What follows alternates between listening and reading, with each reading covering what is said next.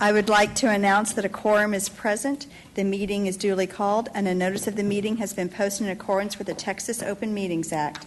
The time is 6 p.m. The following board members are in attendance: Catherine Sells, Sheila Taylor, Michelle Akateb, Dr. Stacy Barker, Allison Lasan, Jenny Prosnick. Dr. Buddy Bonner is unable to attend this evening's work session. I've asked board member Catherine Sells to lead us in prayer. Okay, please bow your heads with me if you so choose. Heavenly Father, we lift up the staff, students, and community of Lewisville ISD into your loving hands. We ask for your wisdom and guidance for the teachers, administrators, and support staff as they nurture and educate the next generation. I pray that you give them strength, patience, and encouragement in their calling. And Lord, we pray for the students. May they grow in knowledge, character, and confidence, and protect them as they learn, lead, and navigate the challenges of life, and surround them with mentors and friends who uplift and inspire them. Bless the parents and families, strengthening them with love, unity, and resilience. May the entire community be a place of peace, understanding, and kindness. In times of hardship, bring comfort, and in times of success, make gratitude abound. But above all, Lord, may your presence be felt in every classroom, hallway, and home, and guide this community with your light, and let love and compassion be at the heart of all we do. In Jesus' name we pray. Amen. We will now convene into closed session as authorized by Texas Government Code Section 551, specifically 551.071 and 074. The time is 6:02 p.m.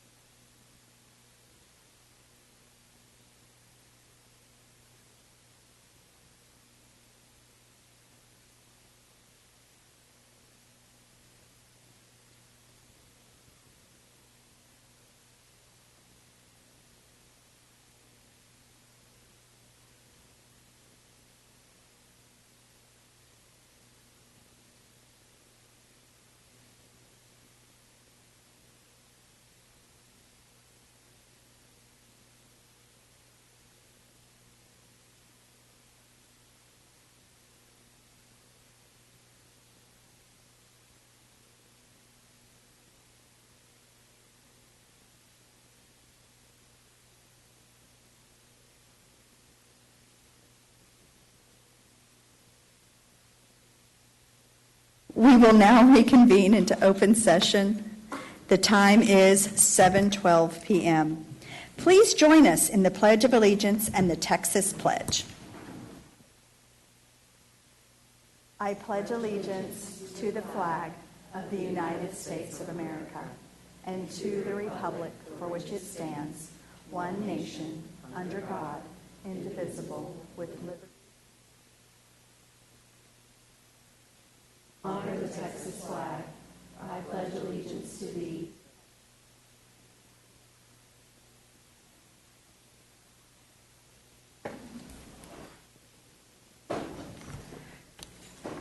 First item is to consider action on items discussed in closed session. Consideration adoption of resolution approving contingent fee legal services contract, including findings needed for submission of contingent fee legal services agreement and request for expedited review by the Texas Attorney General. Would someone like to make a motion? Ms. Alcatab. I move that the board adopt the resolution approving the contingent fee legal services contract, including findings needed for submission of contingent fee legal service agreement and request for expedited review by the Texas Attorney General. Is there a second? Ms. Taylor? All those in favor? Vote carries 6-0. Next is consideration and adoption of contingent fee legal services agreement with Thompson and Horton LLP, Island and Bonin PC and O'Hanlon, Damarath and Castillo PC. Would someone like to make a motion? Ms. Lasan. I move that the board adopt the contingent fee legal services agreement with Thompson and Horton LLP, Eland and Bonin PC, and O'Hanlon, Demarath, and Castillo PC. Do I have a second? Ms. Sells? All those in favor? Vote carries 6-0. Dr. Barker, would you read our mission and vision statements, please? Yes, Madam President. Our mission statement is engaging and inspiring learners and leaders. Our vision statement is all students are confident, equipped with the knowledge and skills to thrive and adapt for their future. Thank you, Dr. Barker. Public comments are next on the agenda, and we have no speakers. So, first up will be our discussion items. First up is the superintendent report. That's you, Dr. Rapp. Thank you, Madam President. All right, so for tonight, just a brief legislative update on what we have seen happening in the 89th session since we all last saw each other. I'd like to focus this evening specifically primarily on House Bill 2. So House Bill 2 was released. That's the school finance bill. It increases the basic allotment by $220. The price tag for that is $3.2 billion for the state of Texas. I've also outlined for you some other things there, mainly that 40% of that would be, that increase would be needed to be used for staff salaries. That's up from the current law that requires 30%. And we'll talk a little bit more even in the budget and compensation presentation this evening, what might that yield for Lewisville ISD and considerations there. Then you see some changes to small and mid-size allotments, intensity-based special ed funding, creation of a $1,000 per initial eval allotment, requirement to hire certified teachers for foundation curriculum courses, and a prohibition against using DOI when it comes to teacher certification. House Bill 3 has also been released since we last met. That's specifically the education savings accounts bill from the House. We already knew what the Senate had passed. The only thing I'm going to point out here for our conversation tonight is that the House varies from the Senate in that they are going to have the amount of the ESA be equal to 85% of the estimated statewide average amount of state and local funding per student. You know, one of the things that y'all saw when you released your commentary, your editorial with the Cross Timbers Gazette was a lot of conversation around what is the statewide average amount that is being spent on students. And so that's really where I would like to center this update tonight. In fact, I'm going to go back to my math teacher roots, and I'm just going to put a question on the table for all of us. To average or not to average is the question, right? Just because you can calculate an average does not mean that you should, okay? So we've talked extensively about the fact that over a year ago in TEA's annual report that at that time the average funding per student was being reported as $14,928. And we picked apart all the things that were contributing to that $14,928, with the only thing standard across all school districts being the basic allotment. Then TEA just released their annual report this fall, and this time we talked about last work session. Looks a little bit different. There's not the pie chart, and they are specifically saying now that the average funding per student is $10,800. All right, and they're including Tier 1 and Tier 2 in that calculation. So we don't see any more ESSER, we don't see any more INS, right? Some of those kind of things. We still do see in this calculation TRS on behalf, which we can't spend on kids.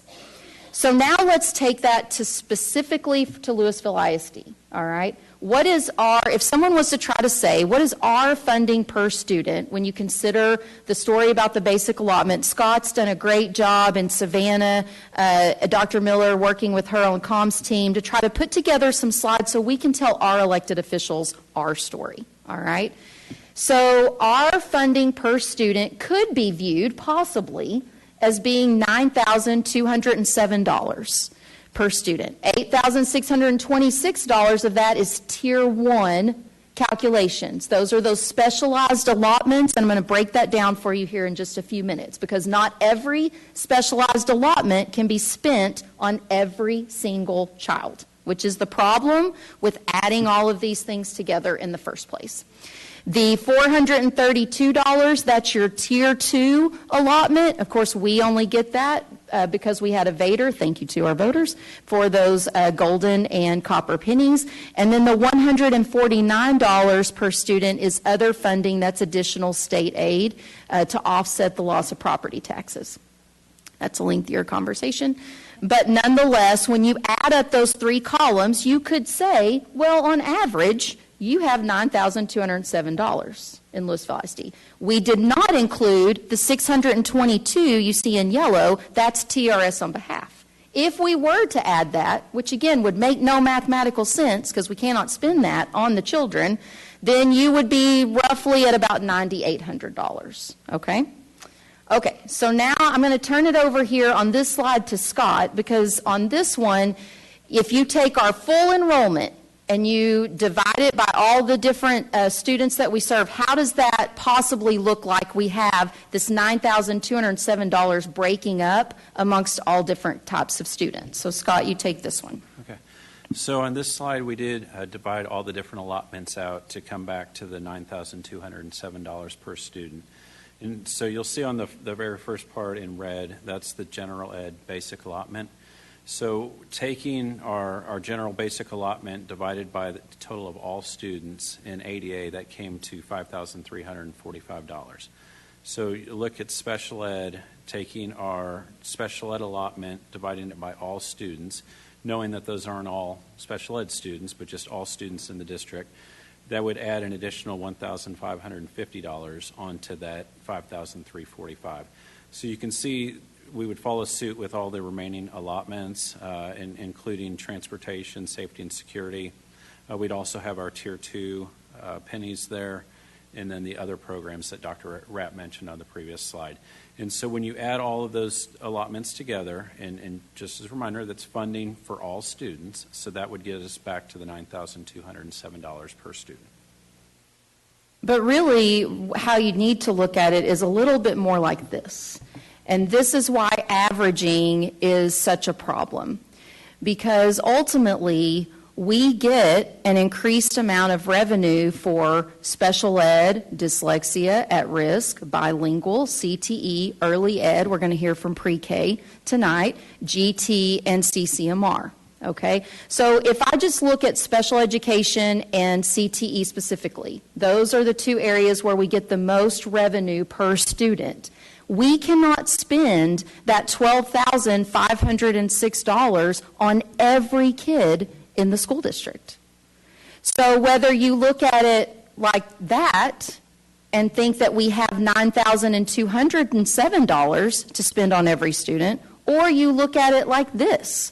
And if you were to look at it like this, you might conclude we have $8,559 per student if you took the average of all of these amounts. But the only amount we have to spend that's available for every student goes back to the basic allotment. And of course, already when you factor that in, we don't get 100% because it's attendance, not enrollment. So I think this graph just really shows you how special ed and CTE really impact that average that it can look like you have to spend per kid in the state of Texas, which again would be inaccurate to say that we are able to spend $8,559 on every student. So I want to dive into just a few of these allotments a little bit more.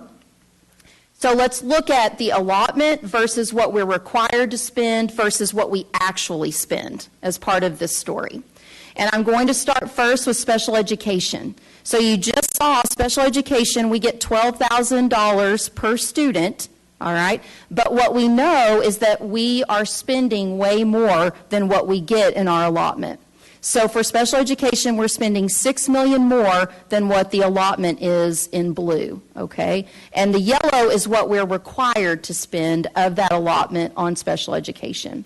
You can see for early ed, we spend $2.9 million more than the allotment we get from the state on our early ed programs we provide.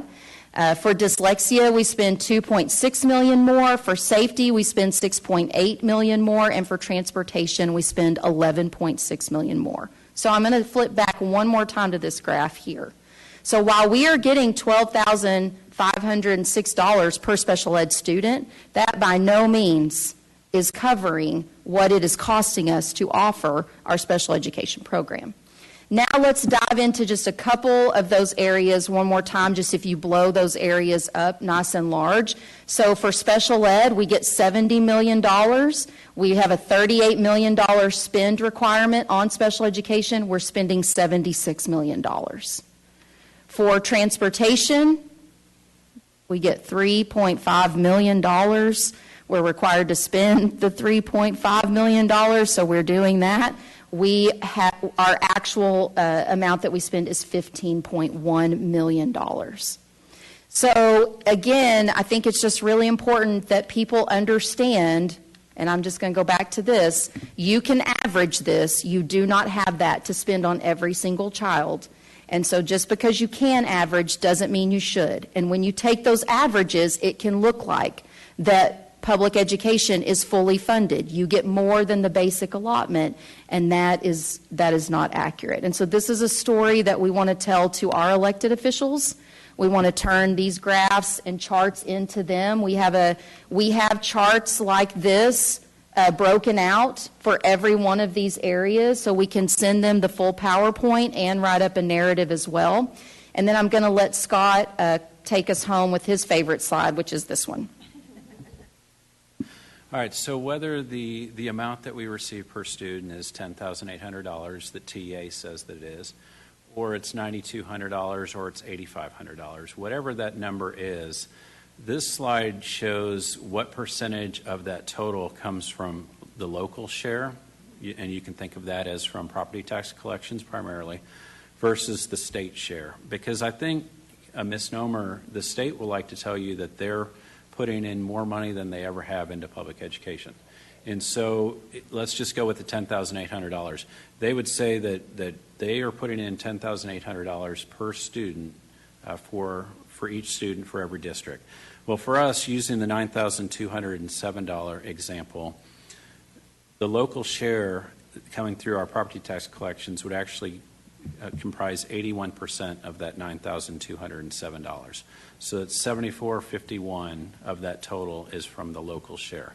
The state would actually only be contributing to us $1,756 per student, so 19%.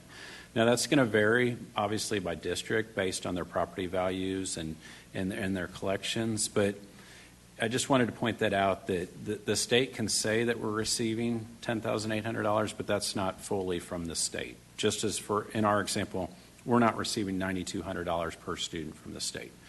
For us, it's $1,700.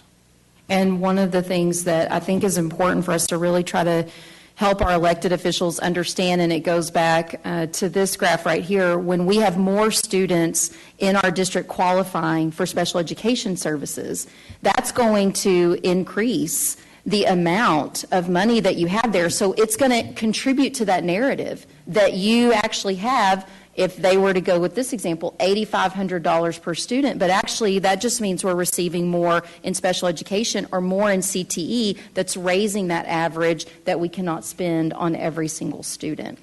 So this week, the hearing for House Bill 2 is on Thursday. The House Public Education Committee will be hearing public testimony about House Bill 2. We plan to submit comments online, and we will do our best with the comment box that we're given. We know we can't upload these charts and graphs, but we will, with Scott's help, we'll turn that into something that we can submit, and we'll communicate to our elected officials. And with that, that is my update for this evening. Dr. Barker. Thank you, Madam President. Dr. Rapp or Mr. Rare, can you remind me, I know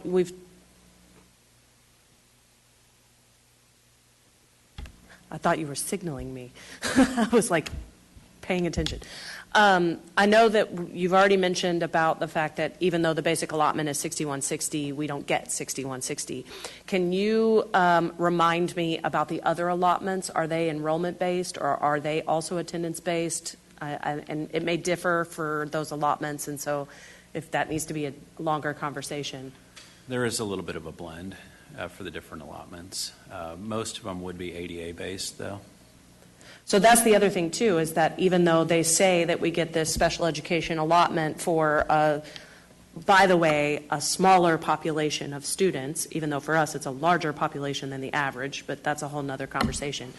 So even though it might be that we get this amount of allotment, we actually don't receive that amount of allotment because, again, we're dealing with attendance issues.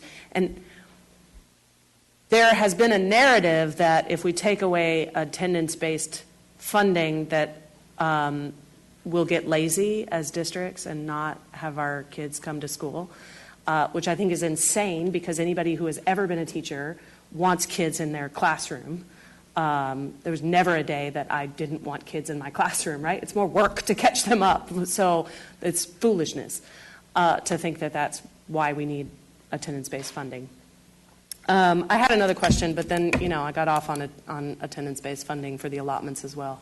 Yeah, well, and I think when you look at that slide, and so having 6160 there, what you get to put into the formula that gets to be multiplied by 6160 is not your full enrollment of kids. And I think somehow how we help our elected officials understand that, because for a declining enrollment district, we are then only further lowering the number that goes into the formula that gets multiplied by 6160. So we get 6160 in the formula, but we only get it for the number of students in attendance and not for enrollment. And I think it's hard for people to understand that. Ms. Lasan. Just real quick, whenever you guys actually do send this off to our reps, would you let us know? Because I plan on reaching out and being like, hey, did you get this? What do you think? Do you have any questions?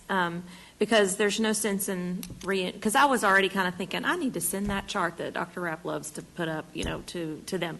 But if you guys have sent this out, then just for us to follow up and be like, hey, look, this is a lot of research into this and stuff. So, Ms. Taylor. Thank you, Madam President.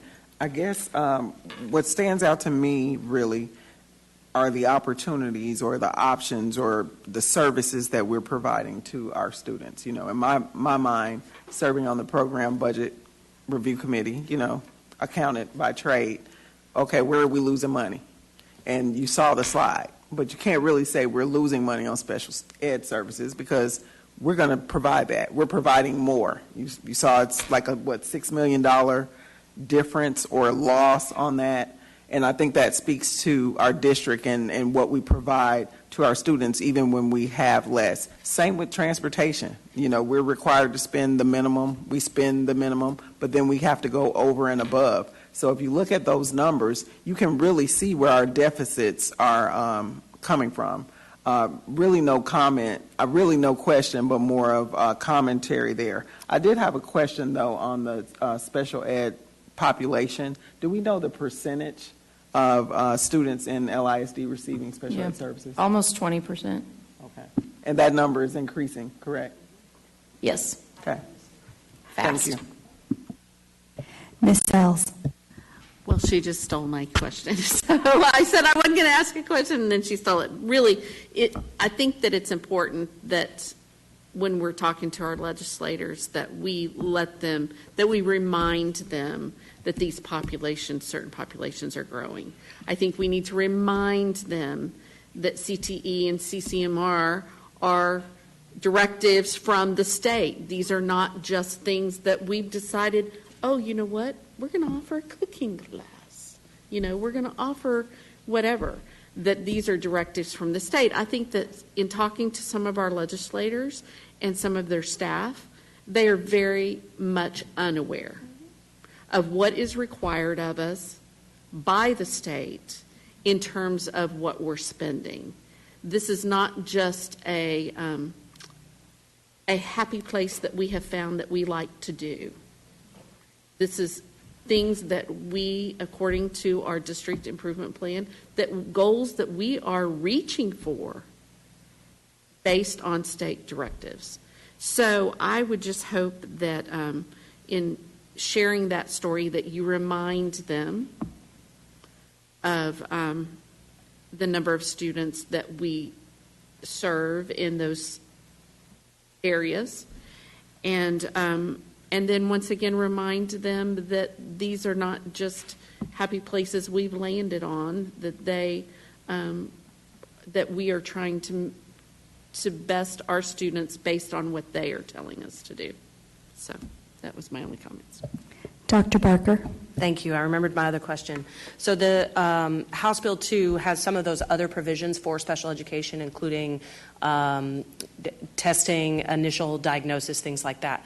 Will that reasonably make up the deficit between what we spend for special education versus what we get in the allotment? Yeah.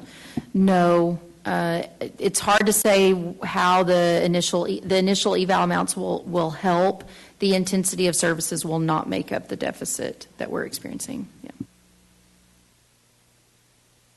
Well, I remember in the 88th legislature, they were going to give us $5 billion. And now they're only giving us $3 billion. And I'd also like to remind everybody that $5 billion, because it wasn't appropriated, went back to the general fund. So they're not even giving us what they were going to give us, if you will, 2 years ago. So that's $1.5 billion less. That math doesn't math either.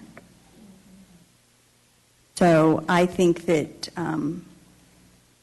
I would also say that attendance seems to be very important to the legislature when it comes to us, but it does not seem to be important to them when it comes to the ESA bills that are before them.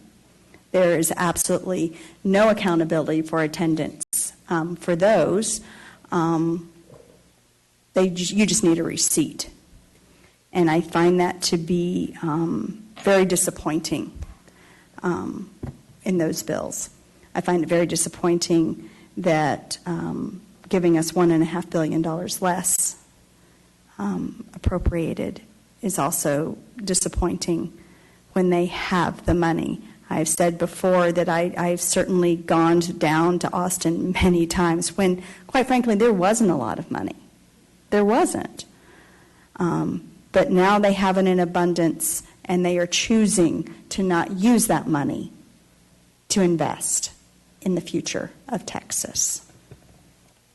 Oh. On that happy note, we will go to the Chief of Schools report. Ms. Litchfield.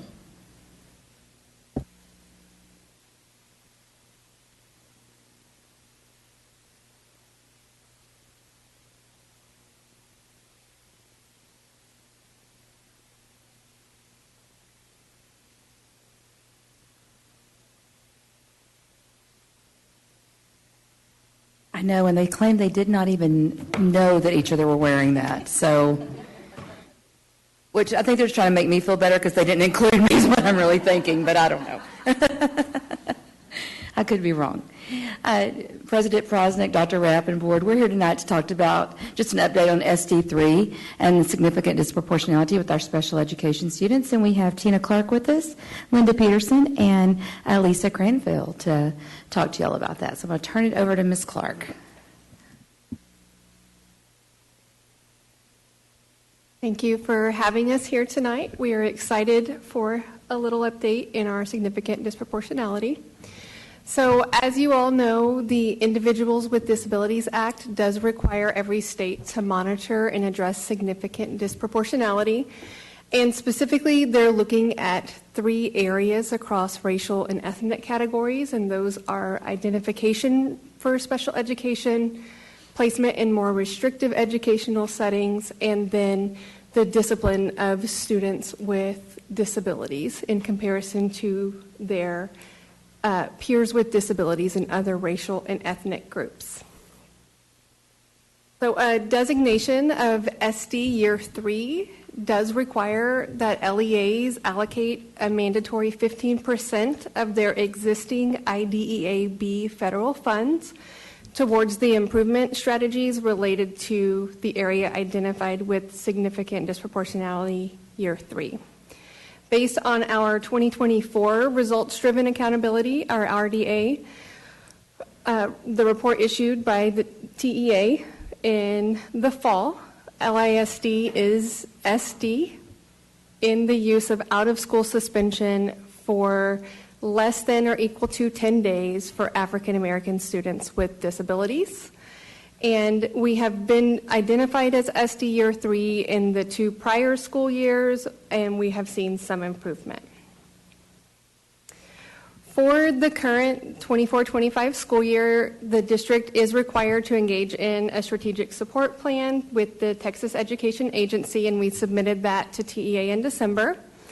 The SSP does require that we review, revise, and as needed, change any policies, practices, or procedures that are contributing to significant disproportionality. So we have partnered with LEADS, which is the Leaders and Educators Addressing Disproportionality in Special Education cohort that was developed in collaboration with the American Institute of Research to address the finding, and they provide us with ongoing technical assistance. And we also collaborate with the ESC Region 11 liaisons to help us support our action planning and the items that we're targeting in our district improvement plan to address this. And we will turn it over to Ms. Lisa Cranfield, who has been essential in helping us to address this. There we go. Thank you, Tina. It's been a real privilege to be a part of bringing safe and civil schools to our district. We've had 54 of 69 schools that voluntarily participated, and that entails 6 days of training. We've completed 5 days of training so far, and we have our last day of training will be the week of March 24th. Within those 54 schools that have participated, that's about 450 staff members throughout our district that are trained, and this training is essential for giving teachers tools to help students with behavioral challenges. During our safe and civil training, we ask each cohort to send an exit ticket. It indicates where they are in the process of implementation of safe and civil schools training. So we really want to keep up with, we have some schools that are running with it and have been able to implement many of the interventions, and then we have some that are still rolling out. But we want to stay on top of that so that we're able to support those campuses. And then it's been my privilege to consult with staff on the reframing of Tier 2 and Tier 3 supports for MTSS structures within the district. We have included our behavior interventionists in the special education department, our counseling counselors, our special education counselors, and our licensed school specialists in psychology, that they've been able to bring their expertise to the table at Tier 3 for interventions for kids with behavioral challenges. And then it's also been a privilege as well to serve along with our ISS staff and teaching them to provide a positive learning environment for our kids that are in ISS. And we're kind of trying to reframe that into, yes, it's a punitive setting. However, we also want to have a therapeutic piece within the ISS setting so that students are able to mediate what went wrong, what can I do better next time, et cetera. Hi. We are also spending a lot of time collaborating with student services, professional learning, the chiefs, guidance and counseling, and that has helped us to develop consistent and robust processes to be developed to engage those stakeholders in the work to reduce the significant disproportionality. We have a primary focus with that one vision framework to create that positive learning environment because we obviously want to create a safe, engaged, connected, and supported climate optimal for learning. And so in order to do that, we use that one vision framework to share that focus across principal and AP universities, student discipline leadership teams, our significant disproportionality root cause action group, and also for district improvement strategies.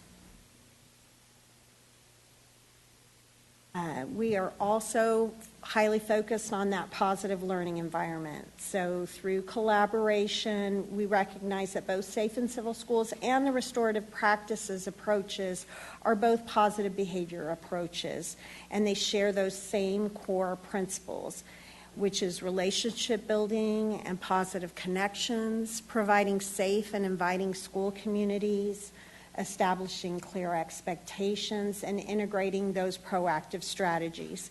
So we are really working to build a collaborative team between student services and special education to continue collaborating as we move into the next school year and how to integrate that MTSS framework for positive behavior supports to further our positive learning environments. So when it comes to tracking where we are on significant disproportionality, we are seeing some progress in that area. On the next slide, I'm going to show you all where the data is trending. But before I do that, I just wanted to remind everybody that the discipline data is on a lag.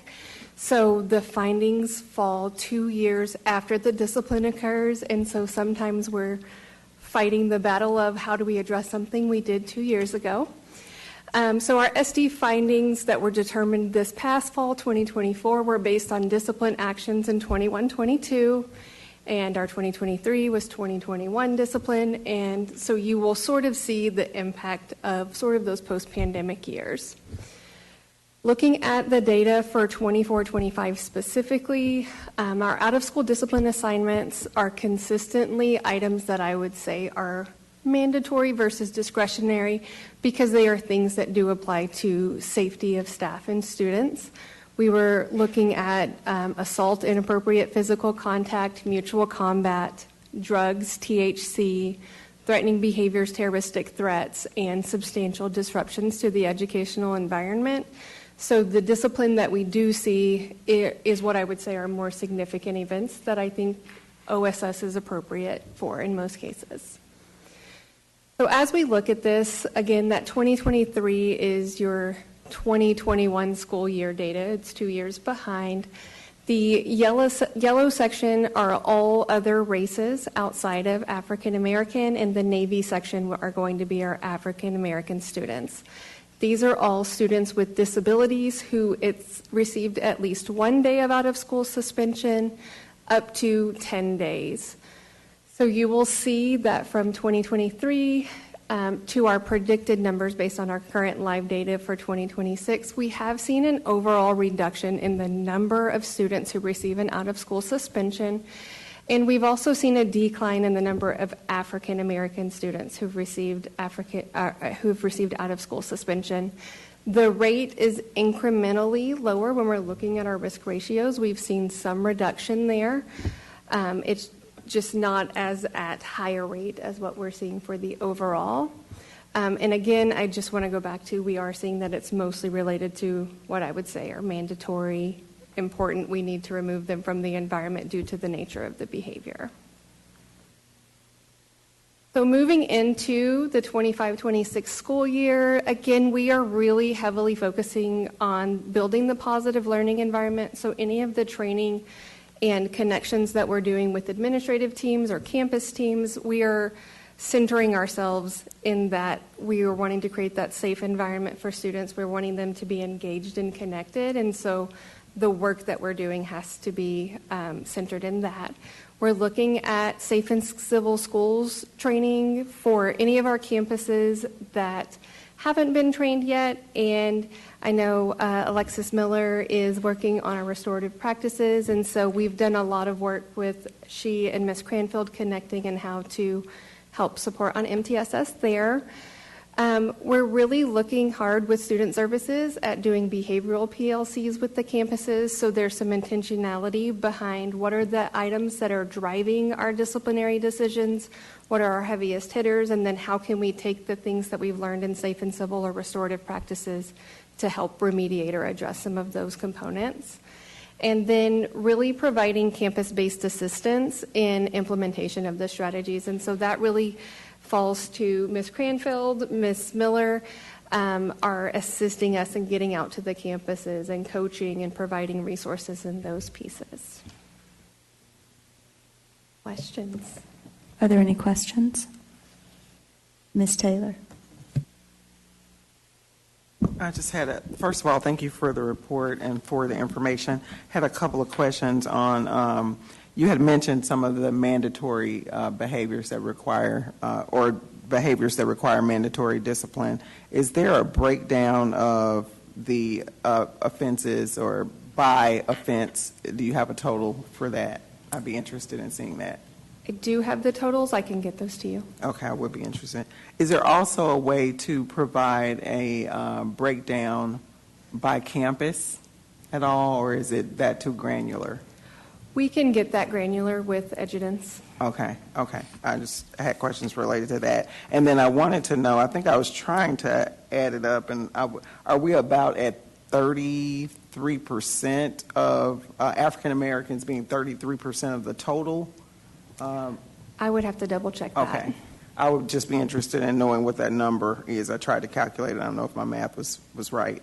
And then as far as submitting the plan that was submitted in December, what's the end game, I guess, related to that? Are you on some type of improvement plan, and then once you reach a certain number, are you off the plan? What are the results of that? So the goal would be that when we get our 2025, that we would no longer be SD Year 3. The state will require us to submit a strategic support plan every year until we are no longer SD Year 3. And within the state, they have a condition called SD Year 3 required improvement, but there's not a lot of clarity about what required improvement means. So we started at a 3.1 risk ratio. We're at a 2.8. That seems like improvement to me, but we haven't met whatever that criterion is. That was, you answered my question with that, because I was like, is there a certain threshold that you meet? So, okay. Thank you for that. The goal is to be below a 2.5. 2.5. Okay. Thank you for that information. Dr. Barker. Thank you. My colleague to my right asked some of the same questions, but I'm going to clarify.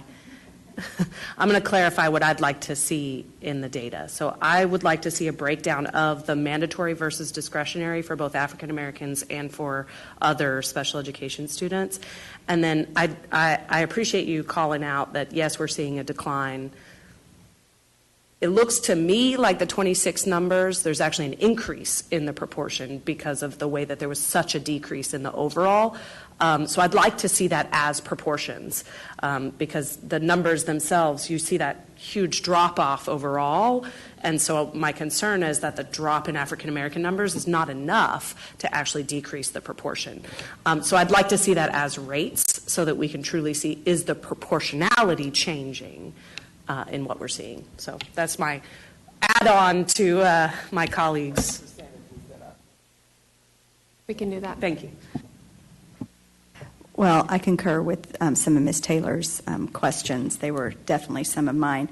My other concern is the 15 campuses that have not participated yet in the safe and civil training, and I want to know when that's going to be taken care of.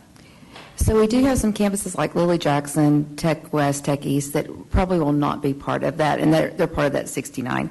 And so we are going to encourage them to do it for next year. We've already set aside some of our funds to do that and to continue the work with our other campuses with that. One of the things that has been very beneficial, they actually provided Safe and Civil, and at least I'm going to butcher this, but the books that actually have ideas on how to handle different behaviors and things like that. And so all of our campuses have access to that. We're working with all of our campuses with that.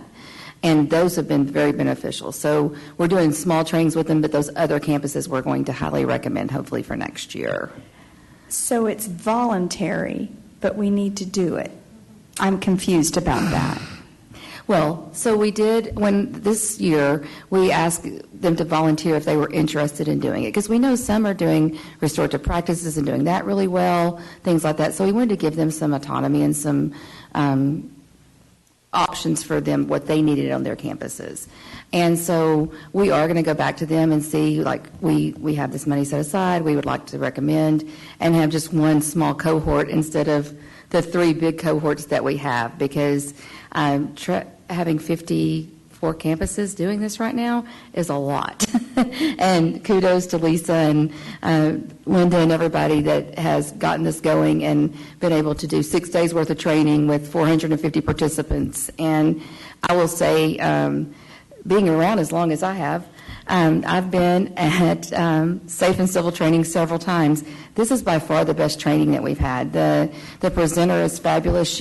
We're down in the Professional Learning Center, and she is commanding that room, and everybody is on target and doing what they're supposed to be doing. So kudos for finding such a great person and providing that for our staff. So I would add just, yes, on the historical perspective. So in the past, a long time ago when we did safe and civil first, it was a lot of smaller cohorts. It took a lot longer to go through the training, but so many campuses recognized that this would be a great way to reboot, that I appreciate the safe and civil group allowing for this large of a group right off the bat. So, in that regard, it does let us train a whole lot of people at one time, too. Yeah. And I'm going to say one thing real quick, too. When we've had trainings in the past from Safe and Civil, we've had it 2 times in my career in LISD prior to this, and we really only rolled out our school-wide Tier 1, which means expectations for all kids, and whether it's classroom or campus-based. And this year we're rolling out the entire MTSS Tier 1, Tier 2, Tier 3, so it's a much grander scale, and trying to give those teachers tools for their toolkit so that they can be successful in the classroom and hopefully reduce some of those office referrals. And one other thing I'm going to say thank you to y'all for is just the support on those days. We've had to raise the substitute cap.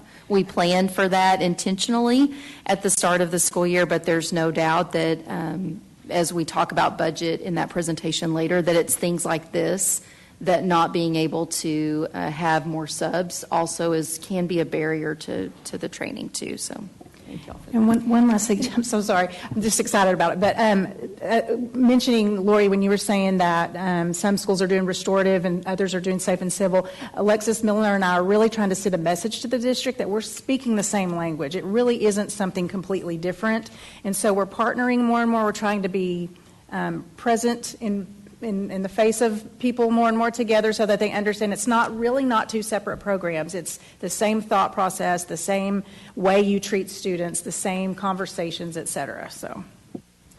Well, that was a very good add-on because that was my next question. It's like you read my mind.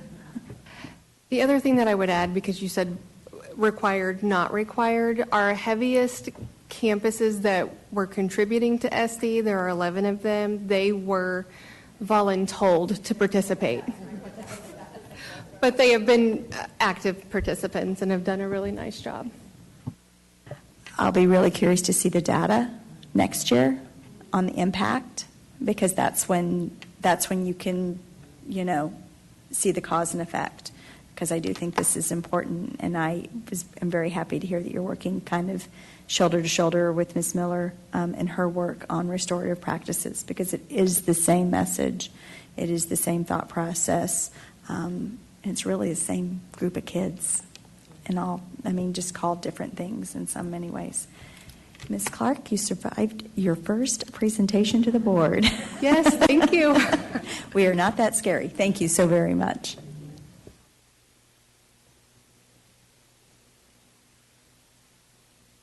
Next on the agenda is Learning and Teaching Report. Ms. Gall.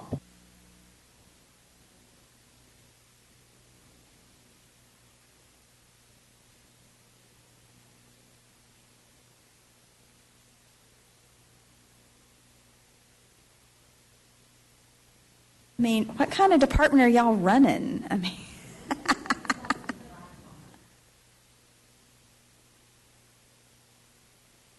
I know. I don't coordinate it.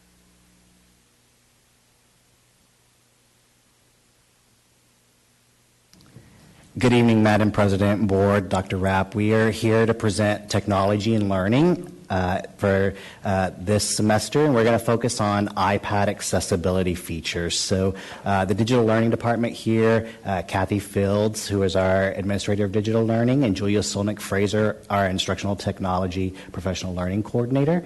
We're joined also tonight by some SPED staff. We have Janae Leisinger. She's a speech language therapist in our district here, and then Lauren Abel. She's a SPED interventionist. And we're going to present to you the partnerships that we've had with both the ESL department and the SPED department in helping support teachers and students with iPad accessibility features. So as you recall, students in LISD in grades PK through 3, we have access to class sets of iPads, and then in grades 4 through 12, students can opt into our 1-to-X program, which is an iPad device. And those devices were just refreshed this last fall by our technology department, thanks to the support of the 2023 bond.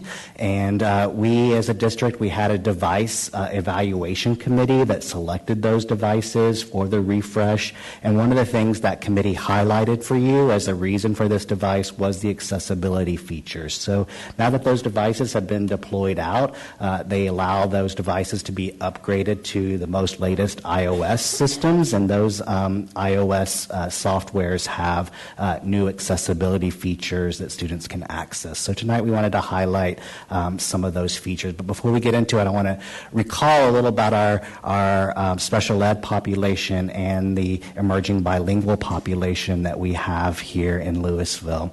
As you recall from the January emerging bilingual update, that there's 78 different languages spoken by students in our district. And then in February, you received the Texas Academic Performance Report, and in that it highlighted the excellent graduation rates we have for special education students and our English language learners. And so it's an honor for our department to partner with these other departments, and one of the ways that we help support these special groups is through the accessibility features on the iPad. So when students are using the accessibility features, they're actually hitting some of the technology application TEKs at the same time. In particular, from the practical technology strand in grades K through 8, one of those standards is that they select a device and a tool they select programs that are going to help with their learning. So, for example, a student might use Mac and Via through ELV and use the text-to-speech feature, and it can read aloud to them. They can set the pacing and even the voice and tone that they like the best. And so they also might then use Keynote, where they can use speech to text. And so it's the student that gets to pick some of the devices and the tools that help them. There we go. We were clicker happy. Okay. Here you can see a graphic that lists the iPad OS 18 accessibility features that allow for some of the device customization that our students have access to as they are categorized by Apple. And the iPad offers so many customization features, but these are just some of the ones that we wanted to highlight that we see most often in the education setting. And each one of these accessibility features is built in on the device, so there's nothing special that the student needs to go out and download or do, that they're right there on the device. And these tools allow all learners to be successful when accessing content and learning. However, we are going to focus tonight on 4 of the accessibility features that we see used most often in the classroom, and those are speech to text, which is dictation, text to speech, translation, and guided access. So speech to text, which you also will hear called a dictation, allows students to dictate written responses anywhere they can put a cursor on an iPad. This is not limited to a specific tool or program, can be used in conjunction with our instructional resources, is available in multiple languages, and can be used across programs and tools. So it's a really powerful tool that our students access. In just a second here, you're going to see a short clip where a student is going to be using dictation to record reflections on their learning. Today in science, I learned that the sun is a star.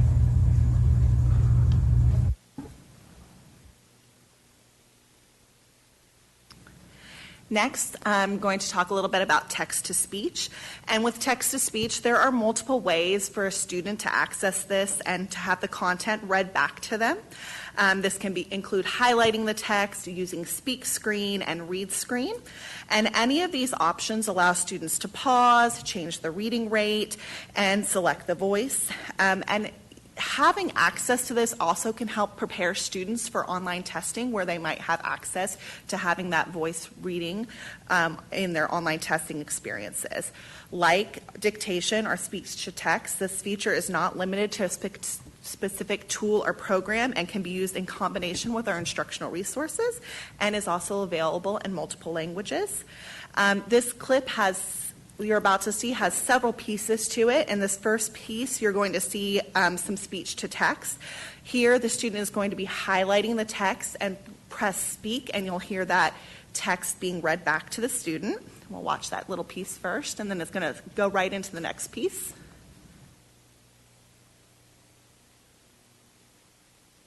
Although the sun may not twinkle in the nighttime sky, it is a star, and it is a rather ordinary star.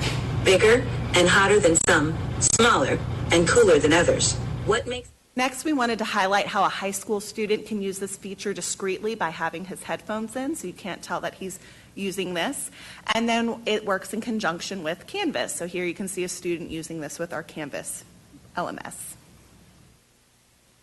And lastly, I wanted to highlight for you our translation options. So translation is really robust on the iPad, and there are multiple ways a student can access our translation tools through live text, Apple Translate, Google Translate. They can use the camera, text, even videos they can translate.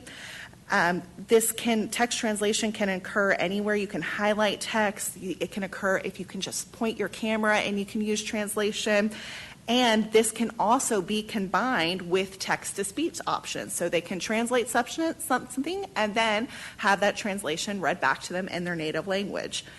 In this clip you're about to see, you're going to see a piece of text translated into Vietnamese for a student, and they're actually going to be using our instructional resource Mackin, specifically Gale in Context, to translate a reading about volcanoes into Vietnamese.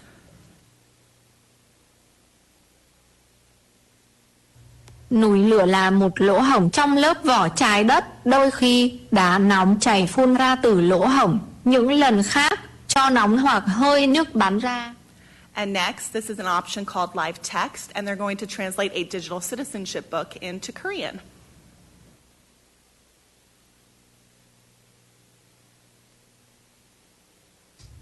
그레이스는 부품을 떠서 다시 조립하려고 했습니다.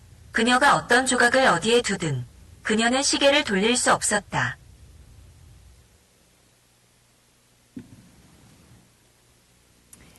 I'm going to take over from here for guided access. So this is our next accessibility feature. So this video is going to play as we talk about guided access to kind of show you guys it being put to use. So guided access really ultimately locks us into a single app and prevents navigation to other apps or features. We really love it because it can help our focus and attention. It reduces those distractions, promotes staying focused and staying on task.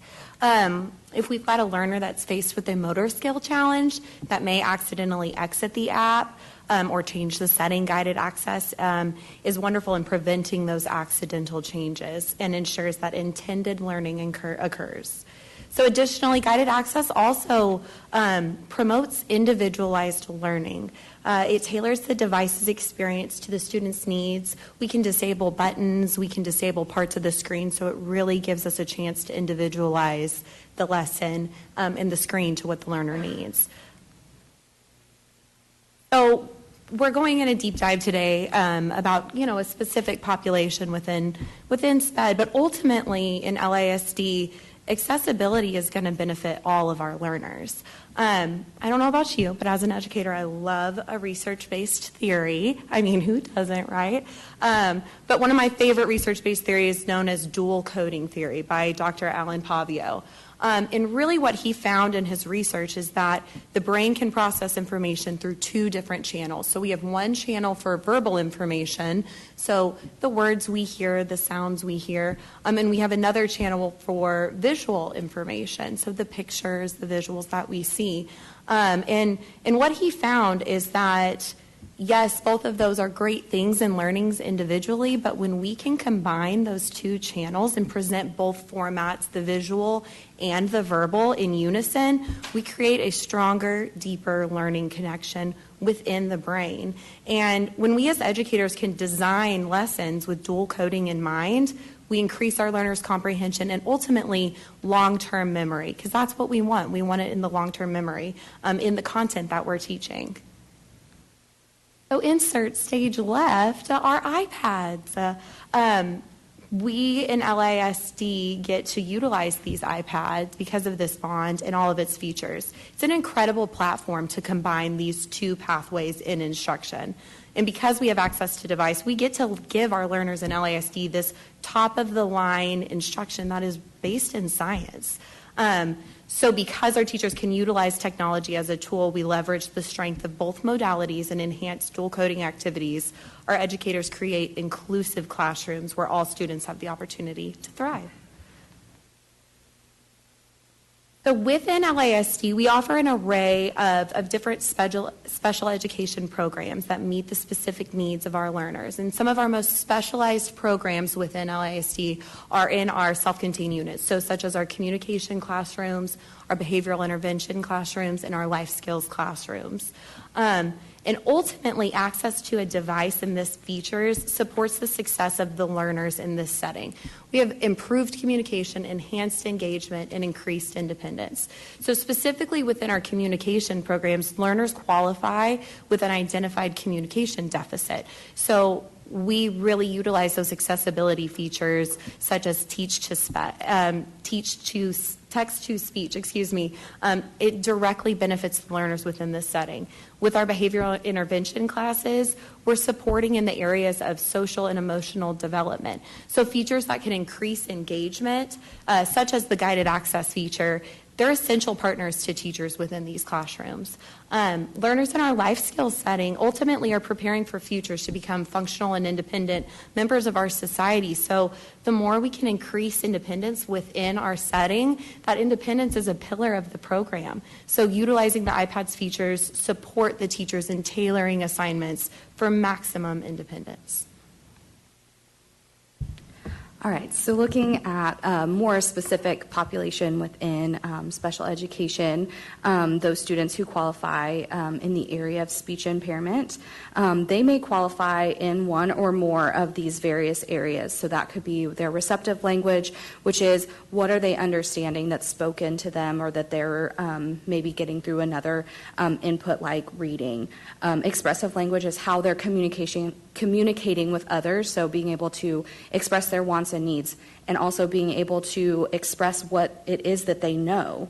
Articulation, which is what their speech actually sounds like and whether we can understand it. Their voice, which includes the quality or the loudness. And then fluency or stuttering, which is how smooth their speech actually sounds. So these students are also served in all settings. So that includes gen ed all the way to our self-contained settings. So they're everywhere within a school building. So the accessibility features can really support all of these students. So just some quick examples. If you have receptive language deficits, that text-to-speech is going to be helpful because they can have something read to them. They can do some of those things like getting video captions or live captioning, the transcriptions, and that's going to be able to support them with that additional modality of learning, or also going back and maybe checking on something to see if they remember. For expressive language, and then articulation, voice, and fluency, that speech to text and text to speech are going to be tools that they can use to enhance their communication. And so if a student you have difficulty understanding them, they might be able to use that text to speech to clarify by typing out their message. If you have a student who has difficulty with maybe giving information orally because they stutter, they'll be able to utilize some of those features in order to get them communicate their messages easier, or in a different modality that's maybe more comfortable for them. And then I put some pictures on this slide. It's not accessibility specific, but there are apps that are available on iPads and the iOS platforms that aren't necessarily available on other types of technology.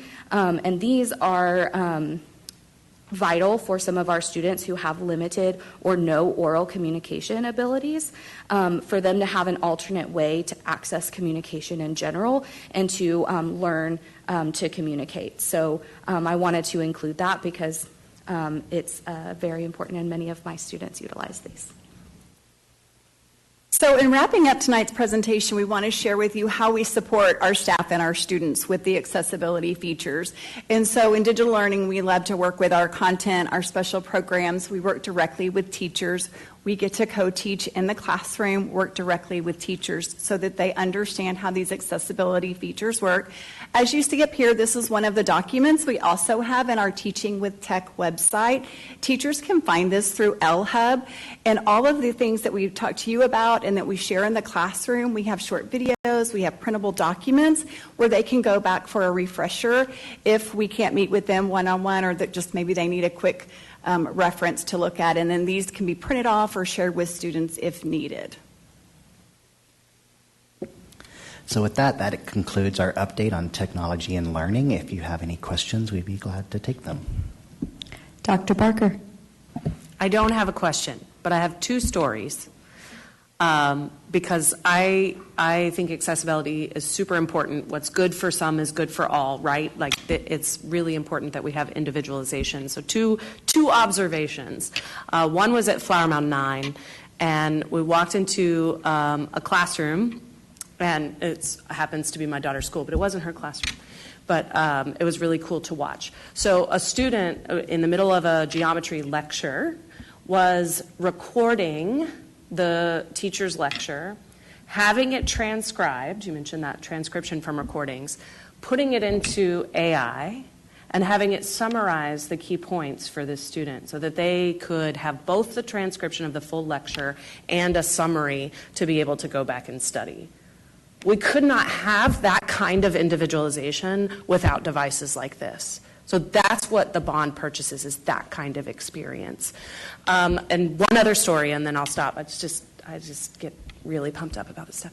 So the other observation, I wish I could remember which campus it was, but I can't. But we walked into a comms classroom, and there was a substitute in the classroom that day, and a student was able to use one of those apps, a student who was clearly nonverbal, and be able to communicate with a teacher who's not necessarily trained in how to function with a particular student, but they're still able to learn and to engage with this adult with this tool. So I share those stories because sometimes, we talk about the big, but this is individual students that are benefiting from the tools that we're able to put in front of them. So thank you so much for the work that you do, and thank you to the voters for making it possible.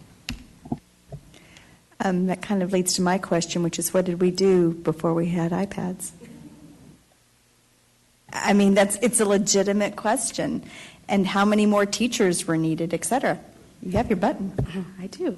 I happened to start my career, and iPads were just in development. So in terms of like the communication apps, for communication, it took a lot of manpower. It took a lot of very specialized technology that was like cutting edge. They were huge, they were heavy, and incredibly expensive. And so you had fewer students who actually would access those because they had to have the greatest need in order to have that. And then just watching the development of iPads and it being implemented for communication and more and more students being able to access that, you have these incredible stories and you see students just grow because that tool is what they needed in order to learn. And sometimes that's how they'll communicate for their whole life, and sometimes they are able to use that tool as a way to learn and then don't necessarily need it. I think before it took a lot of manpower and a lot of resources to only impact a very small number of students. And so the amount of impact it has is just, I don't know that you can really quantify it. And I would add on to that, we talk a lot about, the burden on the classroom teacher to provide these supports, right? So instead of having to type the notes out for the student, the iPad can do that for you, right? So it helps with that workflow and help to simplify the task of the classroom teacher ultimately. I'll just say I think it's a great example of efficiency and using resources well and using taxpayer dollars well, and that every student can benefit from all of these enhanced features. And I thank you all so much for the work that you do each and every day. Oh, Ms. Alcatab. Sorry, I've been trying to get your attention. Dr. Barker stole my story because, yes, we were there. I knew she would. She's quick on the button. But that just kind of leads me to my question. Do we know, or are we able to track the number of students, number of classrooms that are using this SPED-wise, general ed-wise? Because this was I think it was a GT geometry class that we were in, and I know that student particularly. I know that that's how she thinks and processes. But are other students aware of these capabilities? I know you're doing training with our teachers and so forth, but we're going into a lot of classrooms, and I see where some students could benefit from this, and they're not. And so are we able to track that, or what are we doing? So for tracking, I would have to defer to technology on what reports we could pull on. These live on the device, so I'm not sure on the back end what their reports that they could pull would be. But we can talk with them and see what we can pull. Yeah. Ms. Sells. Okay, so I looked up my Google Translate and scrolled down all those languages. Are there any languages that are being missed? Do we have any students who have languages that are not covered under this translation? Burmese is a hard one. That's one that is challenging to find translations for. I think Google has it sometimes. I think Google does have Burmese. I have to double check, but Burmese we always have troubles finding. Apple does not have Burmese. I need to double check on Google. Okay, I'd be interested in that. Is there a population that we're not being able to serve right now? And just echo my my colleagues' statements but I do want to make the point that we are not allowing technology to teach. We are using it as a tool, and we are using that tool to its full potential. And so just want to put that out there. You're going to walk into classrooms, kids are going to be using the technology. You're going to walk into a lot of classrooms, kids are not going to be using the technology. So just wanted to make that just a matter of note, that we are just using the tool to its full potential to aid those kids who need extra assistance or who have discovered a way that they learn and are able to build on that. I mean, I wish I had it. I was a fast note taker, but I guarantee you I missed a lot. So. I just want to correct myself because I wanted to make sure, because I thought Google did do an update. They do have Burmese now, so that is a recenter update. So I want to make sure. Okay. I was going to add to that, when we meet with Apple, they want to hear what we need, and so we can make special requests like that, and then they can add that onto the agenda. So when we do have something like that come up, we'll communicate with our Apple team, and so they're responsive and really listen to the needs of our students. And I just want to say that I think that the greatest thing that touches my heart is you've taken nonverbal students and given them a voice. And I've been in some of those classrooms, and I think I go sit in my car for just a moment and absorb what has just happened, because it's magic.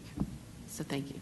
Communication and the ability to communicate I think, is something as essential as water or a roof over our head or clothing on our bodies. We have to be able to communicate our wants and our needs in all of those areas. And so I think I started out as a communication teacher, and being able to partner with AAC devices and using the iPad as that voice to be able to access expressive communication, because expressive and receptive are two very different areas. And so the ability to be able to give kids a voice, there's nothing better than that. I mean, we have to have it. So it's pretty cool. I agree with you there. I was also going to say that that's why I do what I do, and those moments are magic. They can also be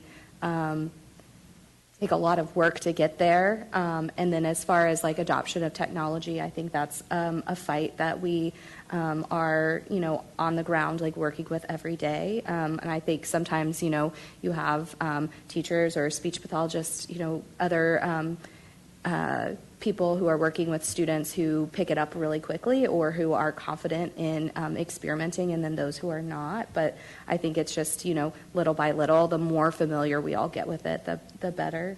But yeah, it's special, and I love what I do. Thank you all so very much. Now for the little learners pre-K update.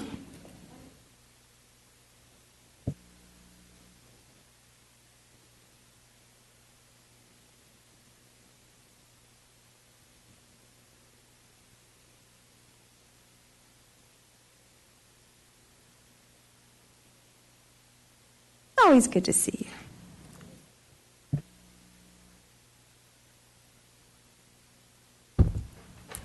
Okay, good evening, everyone. Madam President, board members, Dr. Rapp, LISD leaders. Thank you all so much for allowing me to be here tonight to share our program update for pre-K. Tonight's presentation is going to cover these topics. And our LISD vision really comes to life for our pre-K students through our early childhood programs. They're all very carefully designed to meet our students' developmental needs while equipping them with the knowledge and skills that they need to thrive and adapt in their education both today and beyond. The state of Texas has specific requirements of public education programs with pre-K, and in LISD we adhere to all 6 of these high-quality pre-K requirements found in education law. Our early childhood programs serve a diverse number of students. Our largest group of students that we serve in the district are our state-eligible 4-year-old children, and they are enrolled into free full-day classes as required by the state. And of the 6 state pre-K eligibilities, the 2 eligibilities with the greatest number of pre-K qualifiers in LISD are our bilingual and our income eligible children. We also serve children who qualify for early childhood special education and tuition students in Discovery Academy. In the 23-24 school year, Hispanic and Asian students represented the largest ethnicity groups amongst pre-K students. And last year, 61% of pre-K students qualified for pre-K as emergent bilingual and received ESL and or bilingual services. And 61% of pre-K students qualified as economically disadvantaged. Now pre-K funding, as was mentioned earlier. Being that 2025 is a legislative year in Texas, it's very important to point out that pre-K continues to be dramatically underfunded by the state, despite being required by 2019's House Bill 3 to provide free full-day pre-K for all enrolling 4-year-old children, while the state continues to only fund them half-day. This leaves districts just like us to make up the funding difference despite no changes in student funding since 2019. And while House Bill 3 created the early education allotment to supplement pre-K funding, it continues to fall short year after year.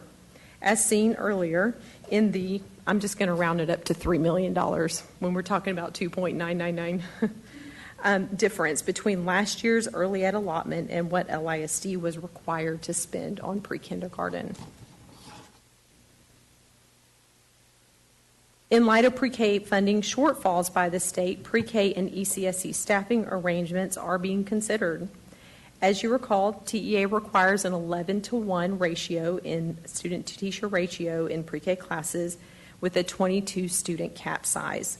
Our current staffing model does meet these requirements. We do so with a general education pre-K classes, co-teach pre-K classes that are staffed with a teacher, a pre-K teacher and a SPED teacher, as well as some self-contained ECSE classes. Another staffing model that some districts employ is an inclusive pre-K class in lieu of the co-teach model that we have in LISD. An inclusive class is capped at a lower class size, usually around 16 students, and it is because this one teacher who is triple certified is serving both gen ed and SPED students together, along with maybe usually around 2 paraprofessionals. And yes, you heard me right, triple certified. We call that a unicorn because this person is early childhood certified, which is hard enough to find, and also SPED certified, and also either ESL or bilingual, a true unicorn of a teacher. And with budget constraints due to the state's underfunding, we may be required to consider different staffing ideas. Turning now to pre-K enrollment, reflecting back on 23-24, our peak enrollment was just over 1,500 pre-K and ECSE students. That was recorded in May of 2024. And last school year, we saw a 364 student enrollment increase from the first day of school to May. At mid-semester this school year, we had just over 1,400 pre-K and ECSE students enrolled and have already enrolled 270 new students since the first day of school.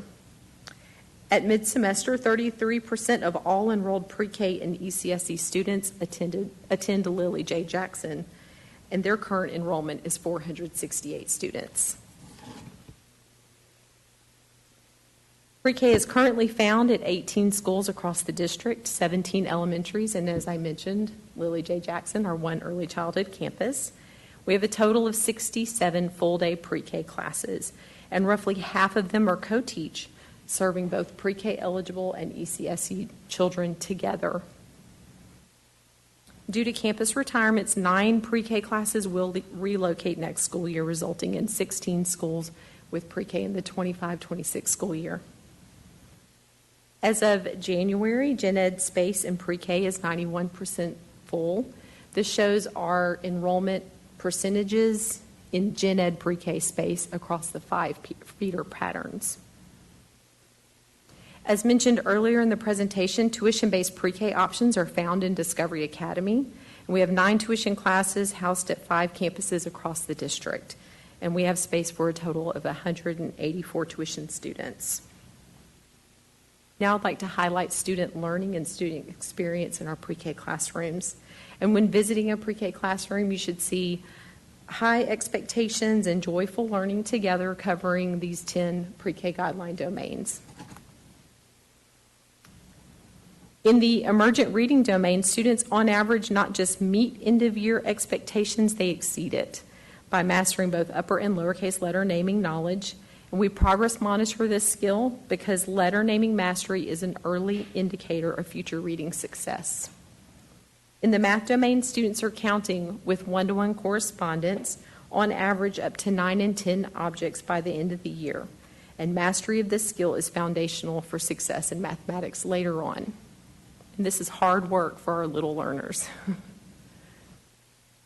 A final and powerful data snapshot I'd like to share with you tonight is parent feedback from their survey done in the spring of 2024. The parent quotes on the screen are very impactful. I hope you take a moment to read them. And additionally, of parents who did respond, 99%, that's almost a perfect score, rated their child's LISD pre-K experience as excellent or good, and 99% agreed or strongly agreed, mostly strongly agreed, that their child is learning and growing in pre-K with us. We're so grateful for our students' parents because they're trusting us and partnering with us early to give their child the best first start at school. Finally, this slide shares just a few program celebrations that we're very proud of. These represent the hard work of hundreds of people, LISD teachers, paraprofessionals, campus administrators, Lily J. Jackson staff, and support staff, and many more. I especially want to shout out Amanda Rica, who's here tonight. She's our early childhood facilitator and my right-hand person. She is a passionate coach of teachers and a co-laborer who serves our teachers and students exceedingly well.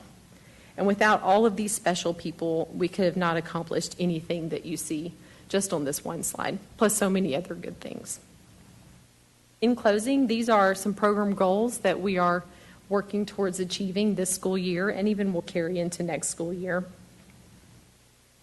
And then finally, I just want to say thank you for your kind attention and for your ongoing support for early childhood programs in LISD. I feel it every single day, and I know that you're passionate and advocating for our youngest students. I thank you.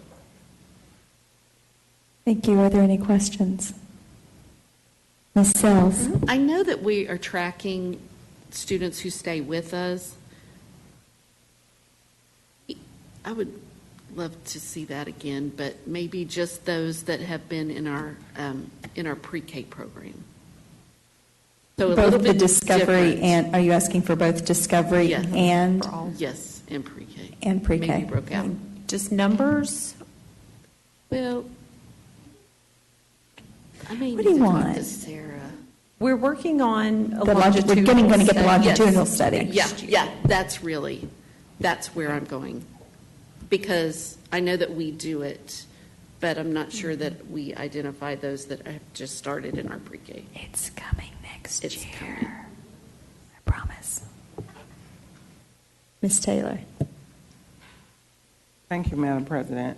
My question, and this is just for my own curiosity, I saw that the tuition was increasing to $840. What was it before? $820. Okay, so not a large increase. And then I think there was a slide or a couple of slides where you showed the improvement between the beginning of the year to the end of year for letter recognition and math. I think that's a wow moment. You know, it really, we look at this, well, me as the accountant on the program budget review, because, you know, if you're looking at cuts, you're looking at things that you spend in excess of what you bring in. But this is definitely a wow moment and shows a good investment of those dollars in making sure that the early education of our children is taken care of. So I just, we talk about how things are going wrong. I'm usually the doom and gloom person on the board, but I really looked at that and thought that that was a wow moment. So great job to everybody who is involved in early education. Thank you. Dr. Barker? I just thank you for your presentation, and this is really a comment that goes back to our conversations around budget. This is one of the clearest places where you see the difference between what the state requires and what the funding looks like. It is in law that we have to provide full-day pre-K. We can't cut that. We can't. We are required to provide full-day pre-K, and yet the state funds at half-day.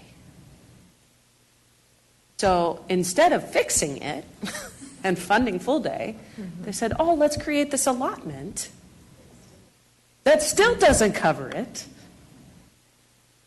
And so, yes, it's one of those programs where we spend more than we are given, but we can't cut it because the state says we can't.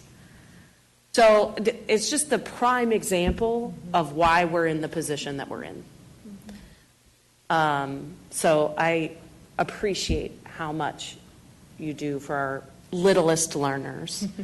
There's, of course, so much research out there about how important that early learning is.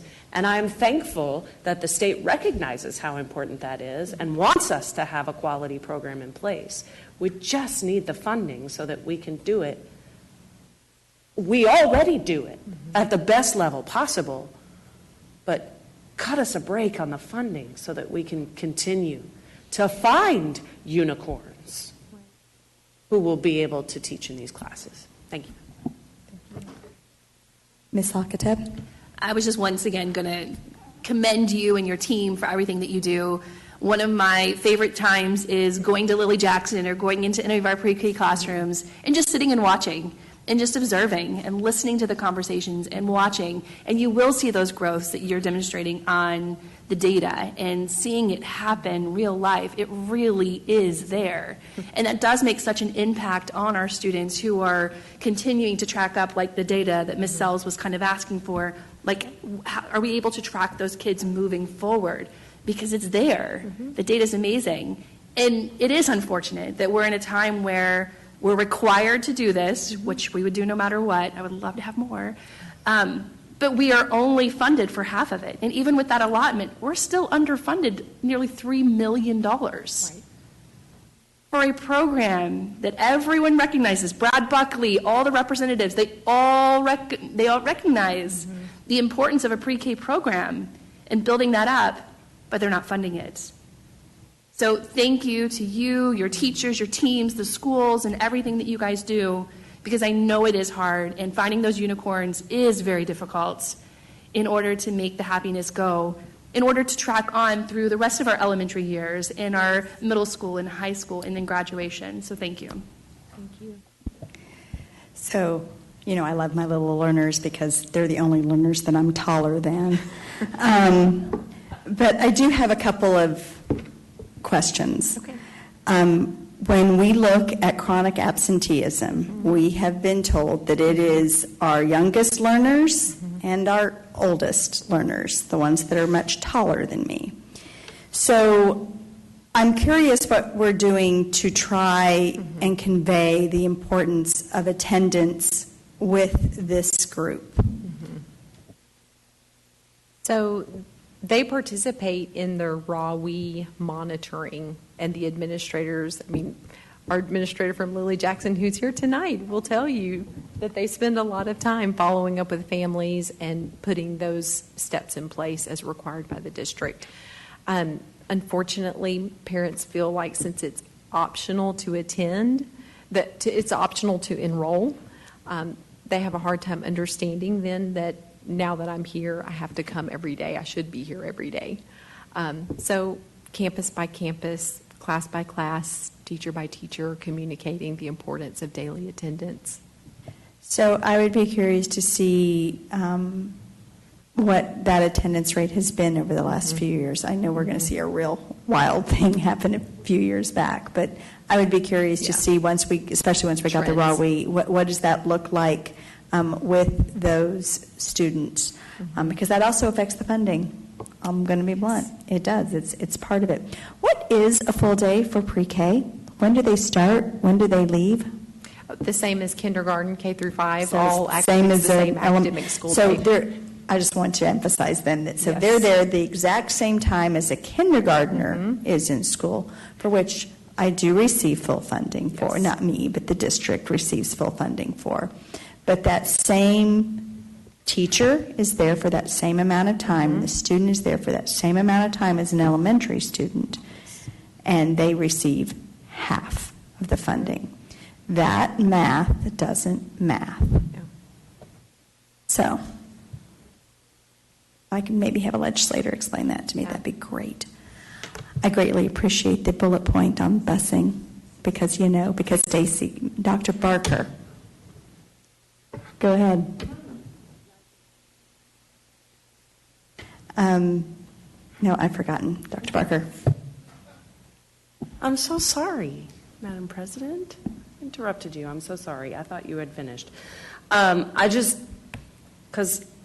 I'm a data person, so I just pulled up from the TPER report how our pre-K students do compared to students that don't have pre-K on kindergarten readiness. So just for the edification of all, our EBEL students perform 10 percentage points higher on kindergarten readiness when they've attended pre-K for more than 80 days the year prior.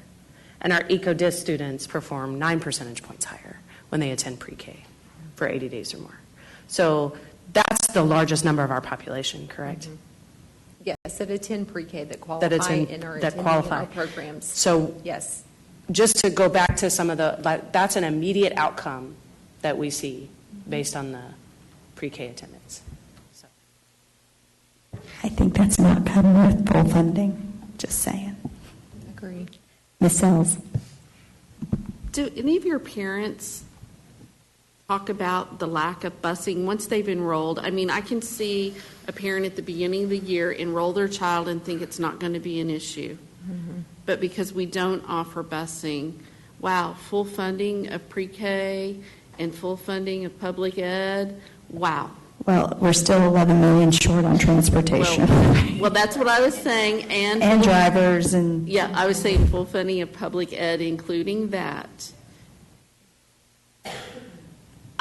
I'm with Ms. Prosnick. I don't know how to explain this to a legislator any more than with that data, with the lack of this and the lack of that. Yeah. Yeah. I mean, it's just crazy. But I can imagine that some of your parents, that transportation Absolutely. is an issue at some point in time. Yes, we will often hear that it becomes a barrier to enrollment. So Okay. it's unfortunate. There is a percentage out there that are not enrolling, even though they qualify. They meet one of those at-risk criteria because of the lack of ability to get there. Real quick, just to piggyback on that, do we have data to support students who they might enroll at the beginning for pre-K and then come to find out that it's not working after, 10 days, 15 days, 20, whatever, that now are not attending and unenroll? We'd have to Curious about that look into percentage. some attendance, enrollment. Or even start and those end that dates. we're working with on the ORA system that, So, yeah. Very good. Any other questions, comments? We love the little learners. I do too. They're very good. Thank you for your Thank you so support. much. We appreciate it. Next up, Human Resources and the Finance Report. Dr. Rapp. Well, this is a good segue into this presentation. And interestingly enough, Senate Bill, I know, sorry Heidi, come back. They want you back. Senate Bill 26 actually adds on the requirement to provide free pre-K to teachers. So how that would work too, if that was to pass out of this legislative session with what we just talked about, would be tough. But so this is a segue into the presentation about the M&O bucket. Just remember on the other side of this, Randy's coming up with the INS bucket. And that INS bucket is in good shape. We've talked about it numerous times tonight. Thank you, voters, for the iPads and the facilities and all the things that we're going to talk about later. But for right now, we do need to focus on the M&O bucket and some important things there. So our goal this evening, we are combining forces with Scott and Melissa, thank you, yes, there you are, to talk about budget and then just begin to also think about all of this in light of compensation benefits. And then I wanted Ms. Cobb to provide an update on the subsystem work that we have going on. So first of all, let's do a recap of fiscal year 25. Some important items to remember. We have been working to reduce the budget for numerous years now. So specifically, last school year, we did a 15% reduction to non-payroll budgets in central office, and we worked with the Program and Budget Review Committee to really take a look at what those reductions were going to be from central office, along with other things I'll talk about in a minute. As our enrollment declines, we have been working on right-sizing our staffing. I said numerous times in the fall school retirements, we do not have all the staff for 53,000 students. We right-size that staff to teaching staff to 47,000 students. We have the staffing analyzer work that helps us do that. We've required our athletic coaches to have certification beyond PE. We're well over 10 years into that. Busing, we triple route our buses. That comes with some complications, but that is what we do. And then, of course, you hear from Jason each year about our energy efficiency and the awards that we win, and we have a very competitive electricity rate through June of 2028. I thought it was important because of the legislative session. There's a lot of talk in the universe about spend on general administration.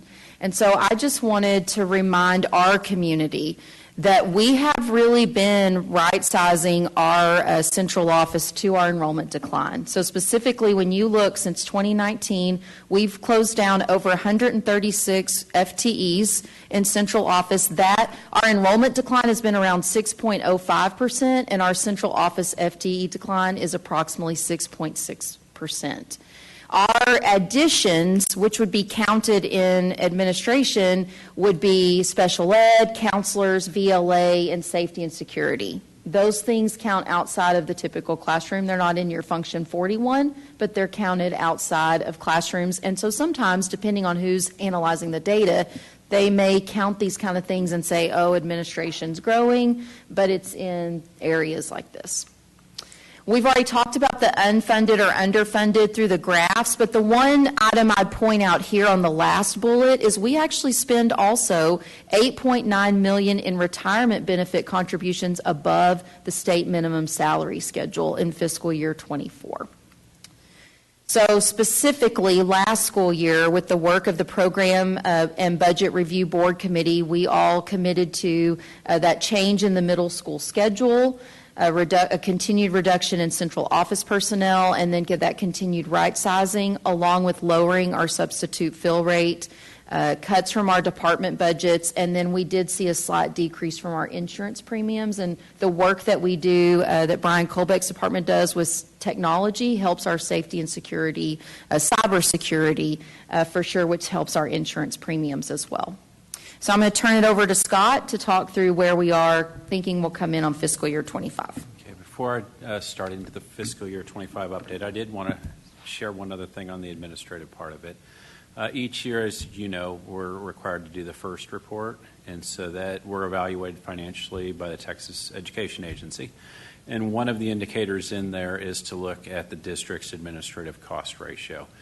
TEA sets what an acceptable ratio is for the district, and we easily meet that ratio, as do pretty much every other district. And so just to further point out that we're well within what TEA would say that we should be spending on administration. So now as we take our first look at fiscal year 25 and how we think we're going to be ending up on that, we'll look at the revenue assumptions that were used when adopting the budget and how we're tracking so far for those. So The first one, enrollment projection, we based the budget on enrollment of 48,100 students. As far as snapshot date in October, our enrollment was 47,875. That's continued to decline. At the end of January, we were at 47,124. A lot of that is due to our early graduates that we have. We have rebounded slightly. The last enrollment that I saw, we were up to about 47,146, but still significantly down from what we used to adopt the budget. On the estimated ADA, we used 44,733, which was 93% of the projected enrollment. At the end of the third 6 weeks, we were at 45,027. And we've projected our year-end projection. Typically, over the last few years, we've seen anywhere from 300 to 400 ADA decline second semester. And so currently, we're projecting our year-end at 44,624. The next one on property values, our T2 value, we based that, it was $56.3 billion. And that was about a 3% increase from the previous year, which was in line with the increases that we saw in the previous year of 3.5%. That was also in line with what the state was projecting for us. The state was projecting about 2.9% growth. And so that brought us to $56.3 billion.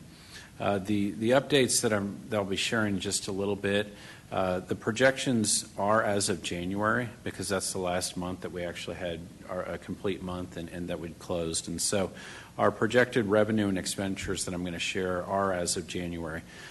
Since then, we have received our preliminary T2 values from the comptroller. Those came in much higher than what we were projecting. Right now, we're looking at values of almost $57.7 billion. That's an increase of 6% from the previous year. So as a reminder, we were projecting about 3%. That's what the state was looking at. We're now looking at being upwards to 6% increase. So I did want to highlight that we're appealing those values.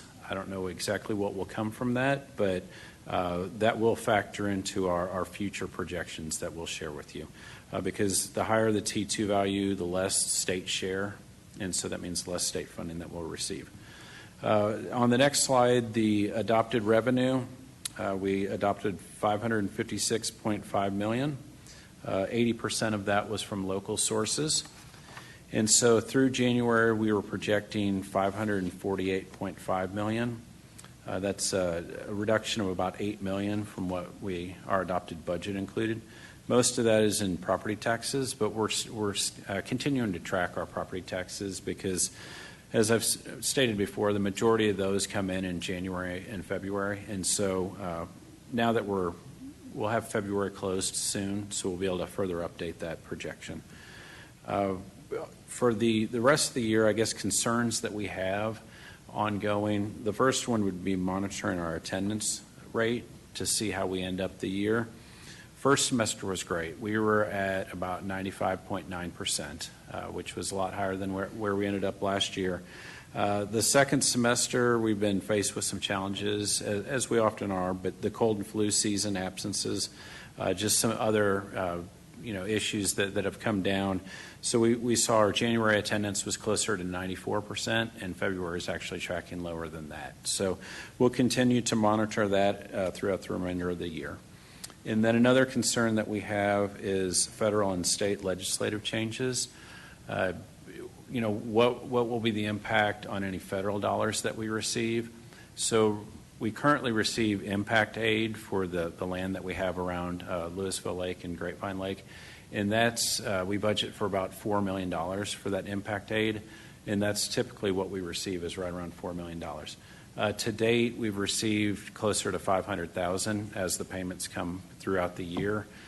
At this point, we can't guarantee what payments we'll receive for the remainder of this year, and we really can't, even as we begin to look into next year, there's no certainty if we're going to continue to receive those funds.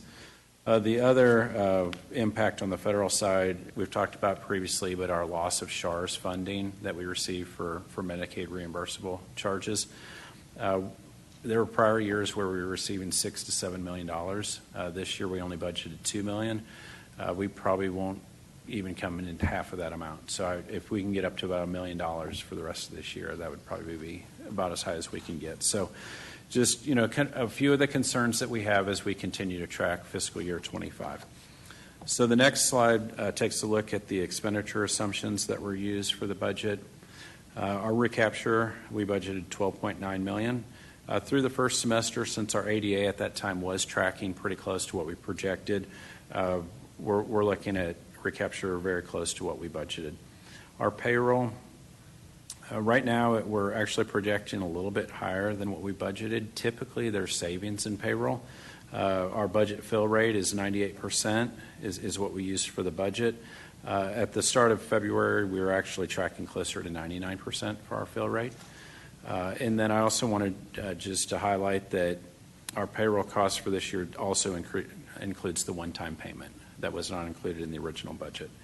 On the non-payroll side, we're currently projecting to have pretty significant savings there. So that is one of the positives that we see on the expenditure side. We're currently projecting just under 90%. And so the next slide will show an illustration of the adopted budget versus the projected. So we're currently projecting savings of about $12 million on our expenditures. And then the next slide looks at our adopted budget. So just as a reminder, we went into this year with an adopted deficit of $4.5 million. And so we'll continue to track that through the remainder of the year. And as I said, the impact of the T2 value, the impact of the federal funding, and attendance as well, we'll just continue to update the board each month with those numbers. And so that kind of takes some of the next step items for the budget. So we'll start looking at fiscal year 26 and the things that we're looking to consider for next year. We'll continue to have a declining enrollment. So we have to factor that into our revenue assumptions. We will take a look at compensation increases to help us remain competitive for our salaries with surrounding districts. And then what's going to come out of the legislative session. So what will be the impact on the funding side? Will there be a basic allotment increase? Will there be other safety and security increases? What are they going to do with our M&O tax rate? Will there be further compression? And then we'll continue to look at revenue and reduction opportunities.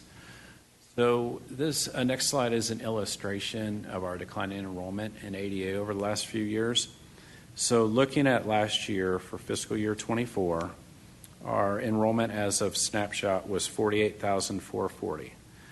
As I just mentioned, our budget for this year, we were at 48,100.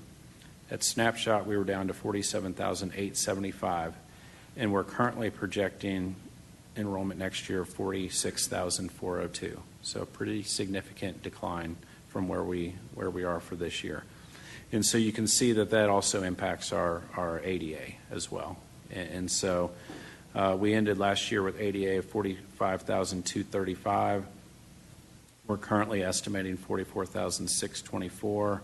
And then next year, using 93% of the projected enrollment would put us at 43,154.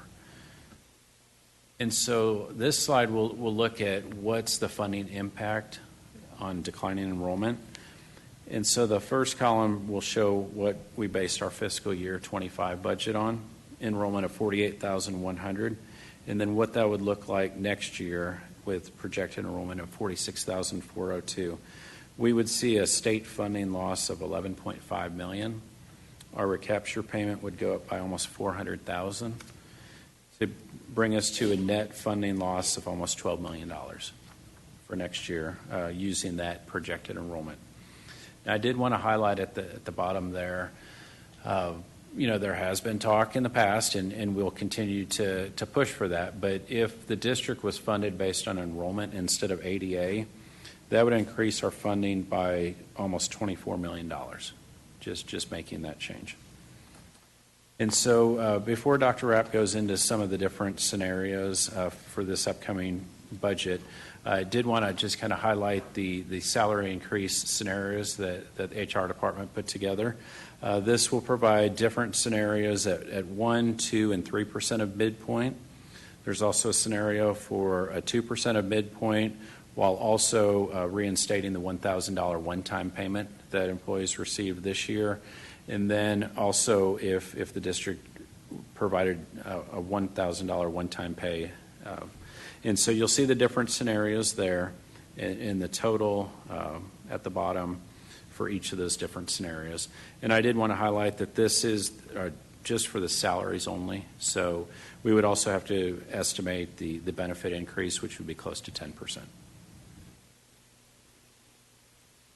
So there's no doubt that, of course, we always talk about it's hard to have a crystal ball when it comes to projecting the budget. But at the end of the day, one of the big things I think we've got to help our elected officials understand is for a declining enrollment district, whatever runs they're doing on these legislative scenarios, if you're declining in enrollment, it could very well be that if we see any increase, we may not see anything out of that.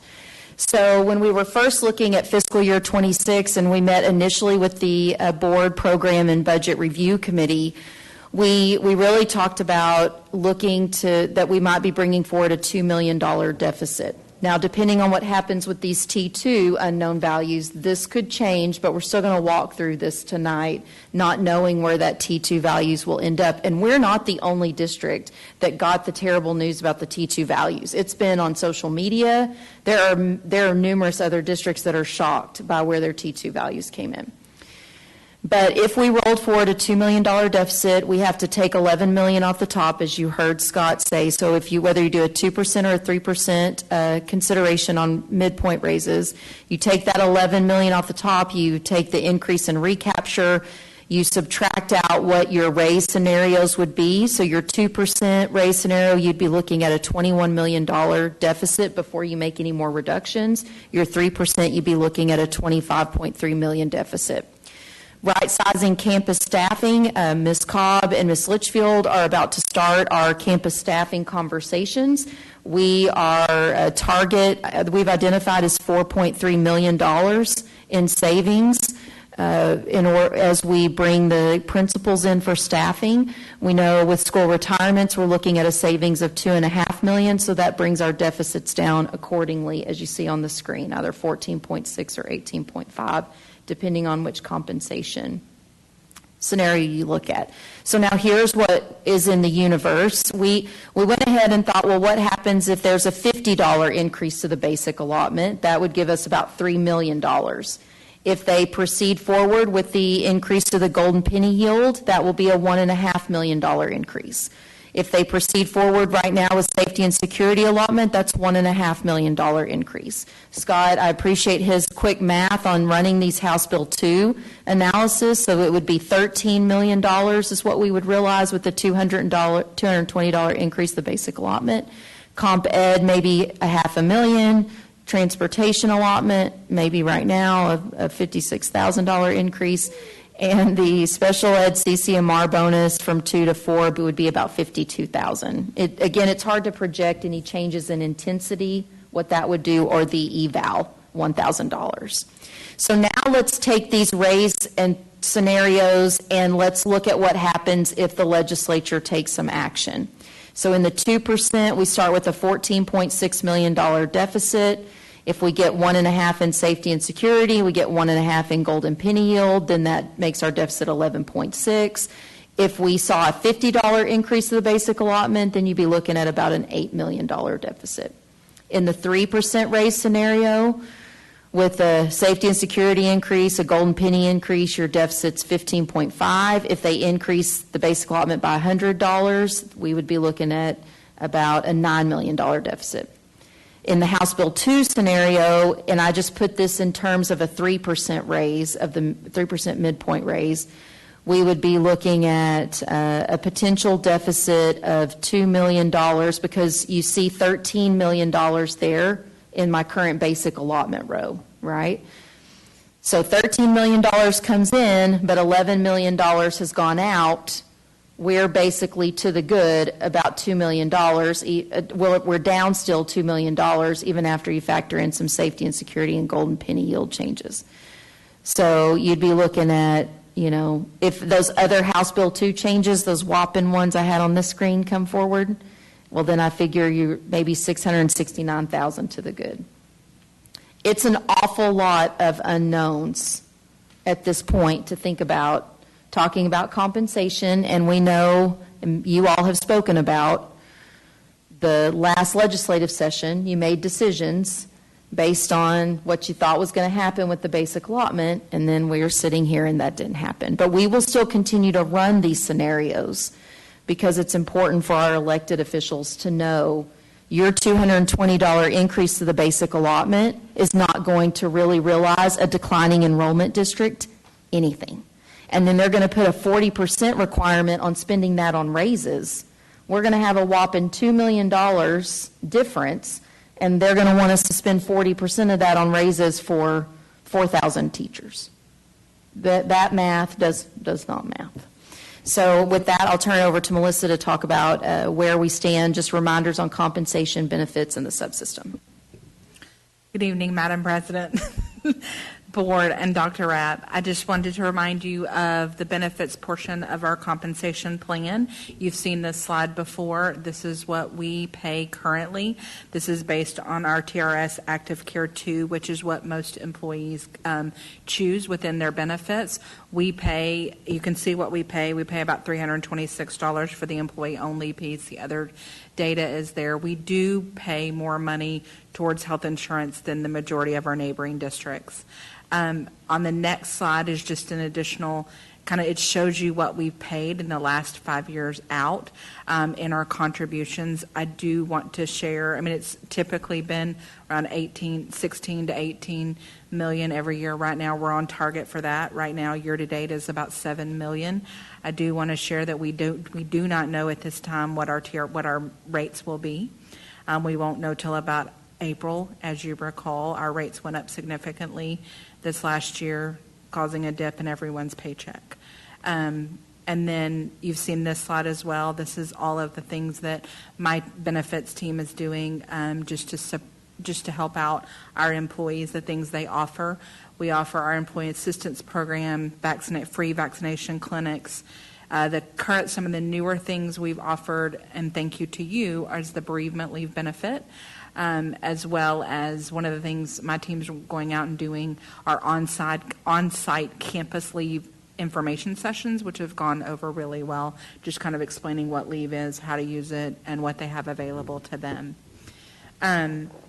Considerations that we've talked about in moving forward to 25-26. As you know, we are moving the subsystem back in-house. I will say we had our 2 information sessions last week with the current ESS subs, and those were quite successful. We already have about 310 subs that have signed up to become LISD subs in the fall. So we're excited about that with just having 2 informational sessions. We do have a budget right now of $5.4 million, and that is, we're sitting at the 65% fill rate. So the options that we are presenting for next year, we're looking to see if we can raise the pay for our subs and increase the fill rate to 81%, but we would stay within that budget of 5.5. And so here's kind of where the comparison is. This slide shows the different surrounding districts and what they pay out for their subs. You see the non-degreed rate, the degreed rate, the Texas certified rate, long-term certified and long-term degreed. You can see we're pretty consistent there. There are several districts that pay more than us. We're right kind of in the middle in all the areas. What we are proposing for next year, still staying within our rate, our budget of 5.5, is to look at our certified positions and our degreed positions. So our certified position right now pays $125 per day. We're looking to increase that to $130. You can see the comparison, how that compares to the rest, and then we've averaged it out as well. Another area we're looking to increase is the former LISD certified rate. So that's a former LISD employee who's certified. So right now we pay them $145 per day. We'd like to pay them $155. just in an area to get our certified teachers back in our on our campuses as subs. And then our long-term rates, both degreed and certified, if you look at the degreed, we're right now paying $120 for a long-term. We'd like to increase that to $130. And then our long-term certified, we're at $140 right now, and we would like to increase that to $160 per day. Again, that is a way to stay within our budget, continue to have the 81% fill rate, but get former employees and certified employees, especially in our long-term sub positions, which are very much needed. With that, I will turn it back over to Dr. Rapp. All right, so what we will do is we'll continue to monitor legislation, keep everybody informed. We are going to have to continue to work with the Program and Budget Review Board Committee because we have got to identify areas for additional reduction, and our target is $11 million worth of reductions. And especially with our enrollment decline and our unknowns around the basic allotment, we really have no choice but to continue to find ways to reduce the budget. And as I shared earlier, we have reduced in central office in alignment with our enrollment decline. The majority of our staff is on campuses with kids. And so it's going to take looking at other programs and other areas and determining how do we best move forward.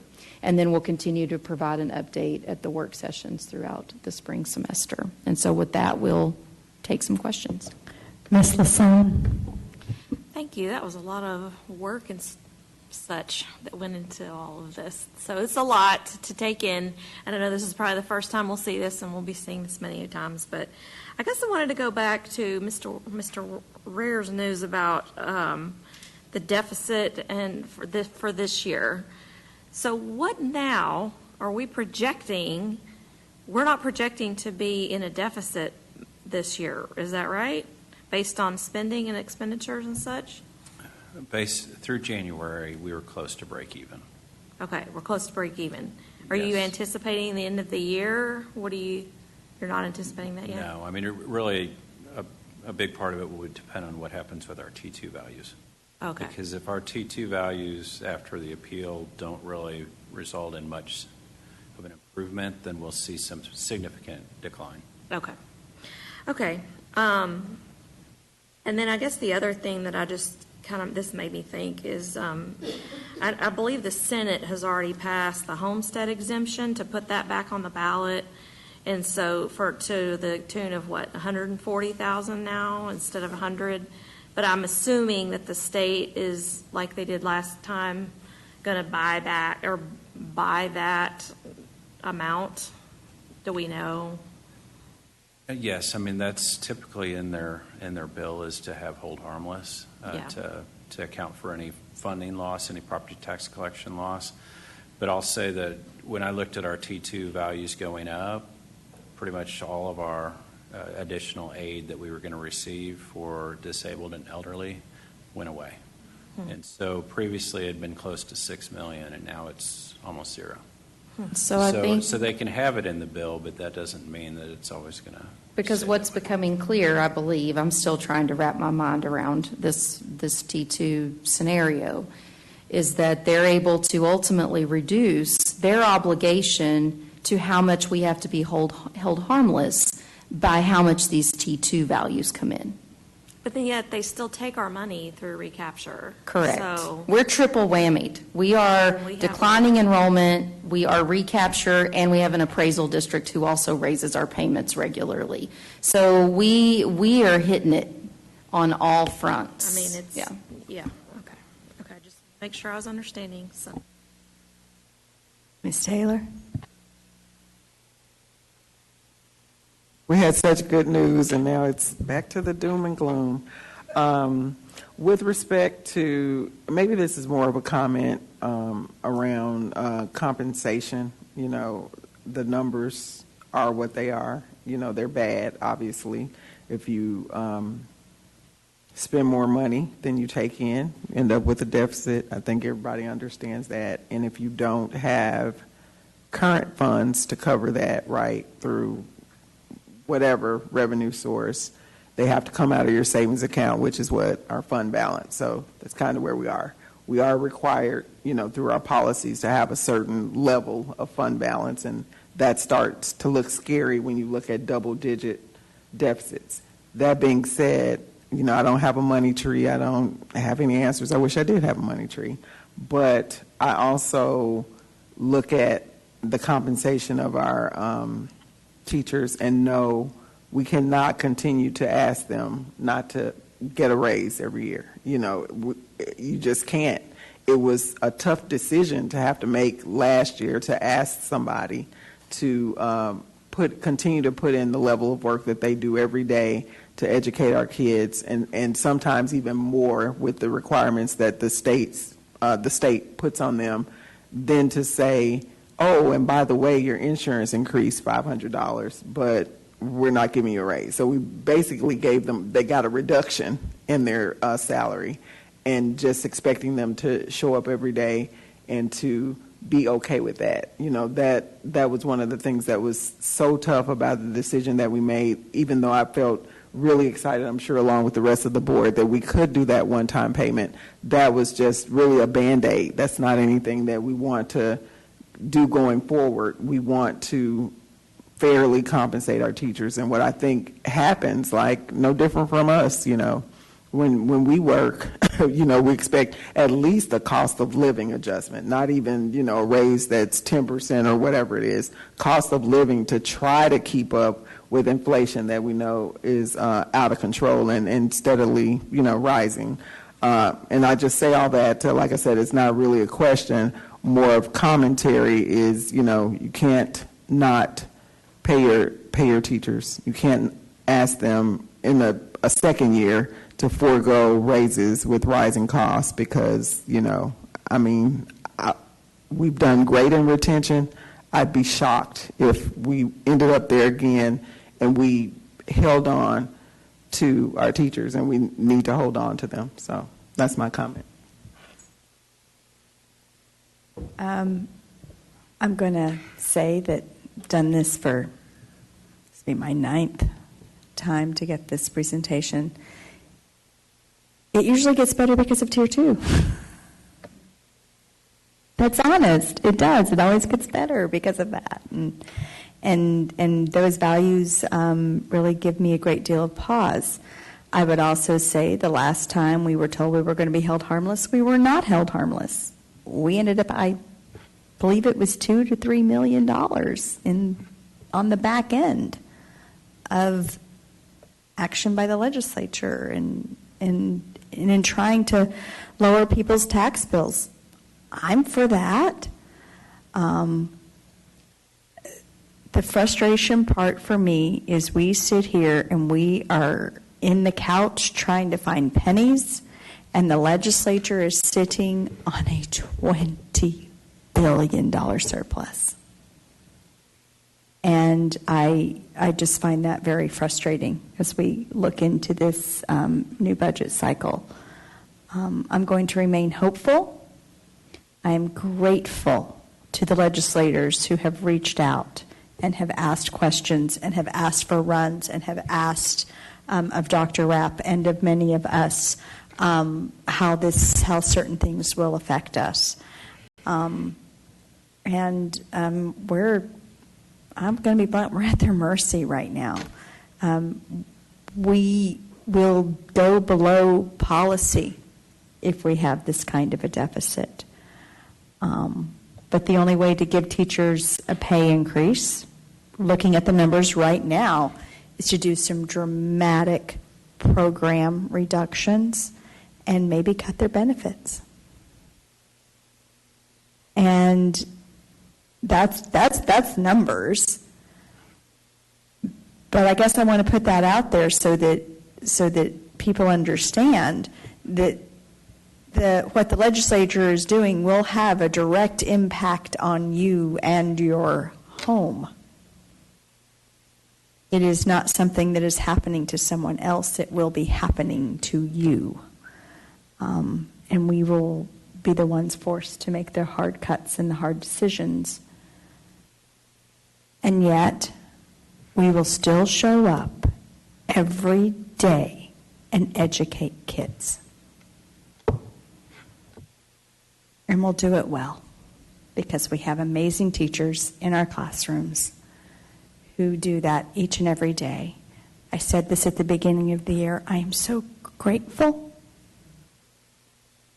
to them for showing up. And I'm grateful for them showing up each and every day for our kids. So, with that, we have a finance report, Mr. Rare, that's supposed to be happier. Well, Randy will come and share from the happy side of the bucket.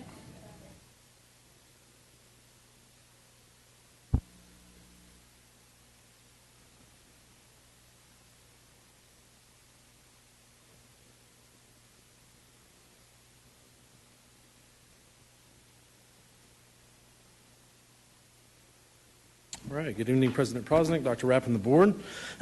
So tonight, for tonight's 2023 bond presentation, I've got several GMPs to go through, so we'll kind of start with kind of some general notes here.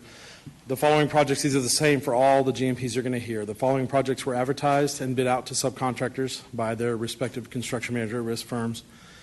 Each CMAR evaluated and scoped their bids, provided us with a guaranteed maximum price, a GMP, and recommendations to approve these GMPs will be presented on March 17th to the board for approval. So the first one is the year one roofing. The guaranteed maximum price is $8,558,869. That's within our overall project budget. This is roof replacements at Old Settlers on the 2001 wing only, Lamar Middle School, Facility Services Center, and the Welcome Center. And so in this particular project, Stantec is the architect and Joris Construction is the CMAR. Our goal is to get Old Settlers and Lamar done this summer while students are out, and then Facility Services and the Welcome Center would be completed by the end of the year because those campuses do not close. Our next guarantee maximum price is for the Colony High School 20-year life cycle maintenance and repair project. This is an early package. And so the GMP here is $6,091,632. That is within our overall project budget. For this project, Glenn Partners is the architect. Reader Construction is the CMAR. Again, this is an early package which includes the cafeteria work and new flexible learning space, which will both take place this summer. This project is a 3-summer, 2-school-year project, so summer 25, 26, 27, as well as the years in between. And the final GMP we plan to bring to the June board for approval. Here's an image. We wanted to share some images tonight with some of these GMPs. So here's a rendering of what the renovated library will look like at the Colony High School. And then here's a image of the corridor. If you just kind of notice the flex seating there, basically trying to take out a bank of lockers and just providing some student seating all the way there. Our next project is the Marcus High School 20-year life cycle maintenance and repair. Again, this is an early package. For this one, our GMP is $10,911,481. That is within our overall project budget. For this one, Glenn Partners again is the architect, but Poe Construction is our CMAR. This early package includes the library, various first floor classrooms, hallways, and offices that are scheduled for construction this summer. Again, this is a 3-summer, 2-school-year project. And the final GMP we plan to present at the May board meeting. So here's an image of the Marcus High School library, what it will look like after it's renovated. Next is the Hebron High School 20-year life cycle maintenance and repair project. This is a full GMP, so this isn't early. This is the whole thing. Our GMP is $27,187,534. It's within our overall project budget. Stantec was the architect on this one, and Joris Construction is the CMAR. Scope here includes the auditorium, classrooms that were not in Phase 1, auxiliary gym, and the annex. And the total project will begin summer 2025. Work will happen during the school year and then be completed. Our goal is by August of 2026. So speaking about those flex seating options, these are the renderings of what that looks like for Hebron and Flower Mound. So as I go through these pictures, I've actually included some Flower Mound High School images as well, just for kind of comparison between the two. Our plan is to bring the Flower Mound guaranteed maximum price to next month's board meeting. Here's some other seating options in the hallway. So again, the idea here is we're taking out student lockers in the hallways that are not really used anymore and trying to provide some seating options for the students. As we get in, one of the largest areas I mentioned that we're going to be working in both of these schools is the auditorium. This is an image of the existing Flower Mound High School auditorium here.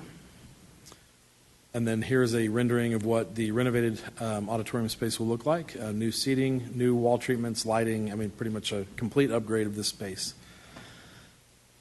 Here's another image if you're at the back of the auditorium looking towards the stage. Stantec did have a acoustician on board for this project, so we hope to greatly improve the acoustics as well in this space. So the lighting I mentioned, LED, lots of color options are in there. So this is just kind of shows kind of a blue wash in that space. Get fun with it for Christmas. You could have a red and green motif there. Okay, so both of these auditoriums have a lobby space as you're waiting to go into the auditorium. This one right here would be the renovated Hebron High School auditorium lobby. Here's another image kind of looking back the other way. And then these are some seating options, plans for the auditorium space, the lobby auditorium space at Hebron High School. And then here are the same images for Flower Mound High School. You can see the seating there in the back, new ceiling treatments, same kind of turning back around and looking the other way, seating option for the auditorium.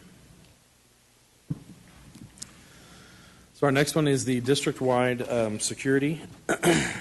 This is the doors, vestibules, and LISDAC project. We have a couple of district-wide security projects, so it's important to know which one this is. This, again, is an early package. Our GMP here is $12,763,405. That is within our overall project budget. On this one, Huckabee is the architect, and Glyden Industries is our CMAR.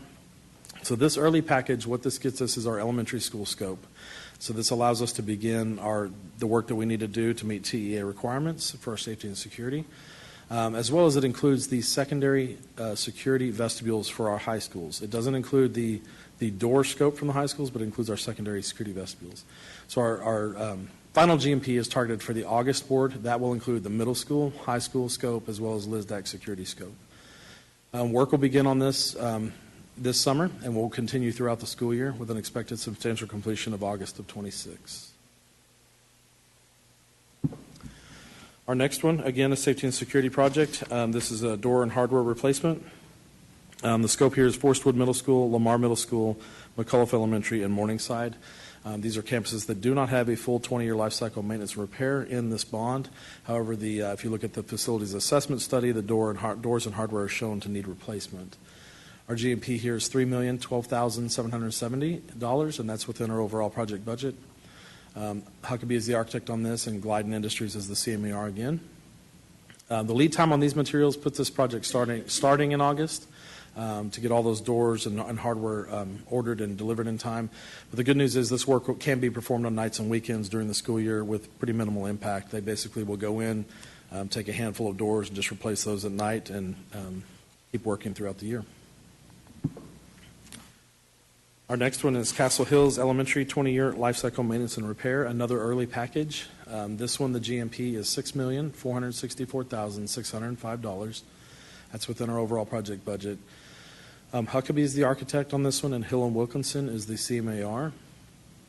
This early package allows for the roofing, ceilings, mechanical, and electrical materials to be ordered in time for this summer.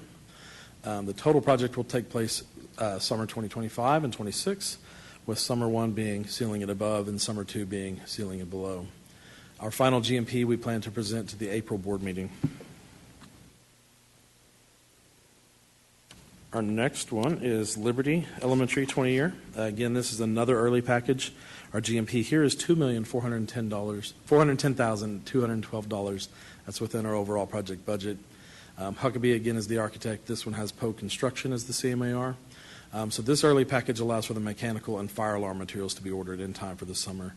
Again, same thing this summer. This is a 2-summer project, summer 25 and 26, ceiling and above and ceiling below. Our final GMP we plan to present at the April board meeting. So I went through those kind of quick, and obviously we'll have questions at the end. I do have another item. We have an architect selection for the playground at Hedrick Middle School. So during the design of Hedrick Middle School, if you remember, a small portion of the site up at the front was set aside for a community park playground. LISD will be providing that playground, working together with the city of Lewisville. Obviously, safety and security will be the driving factor of this design, so it probably will not look like a typical elementary playground, have different elements. VOK was our architect for all of our Year 1 playgrounds, as well as the upcoming Year 2 playgrounds, and so we plan to present them as the architect for approval on March 17th. Leftover funds are available in the 2023 bond Year 1 playground and shade structure budget for this project. And again, that one will be presented to the board on March 17th as a consent item. So our next steps, basically all the things that I just spoke about will come back on March 17th as consent items for approval.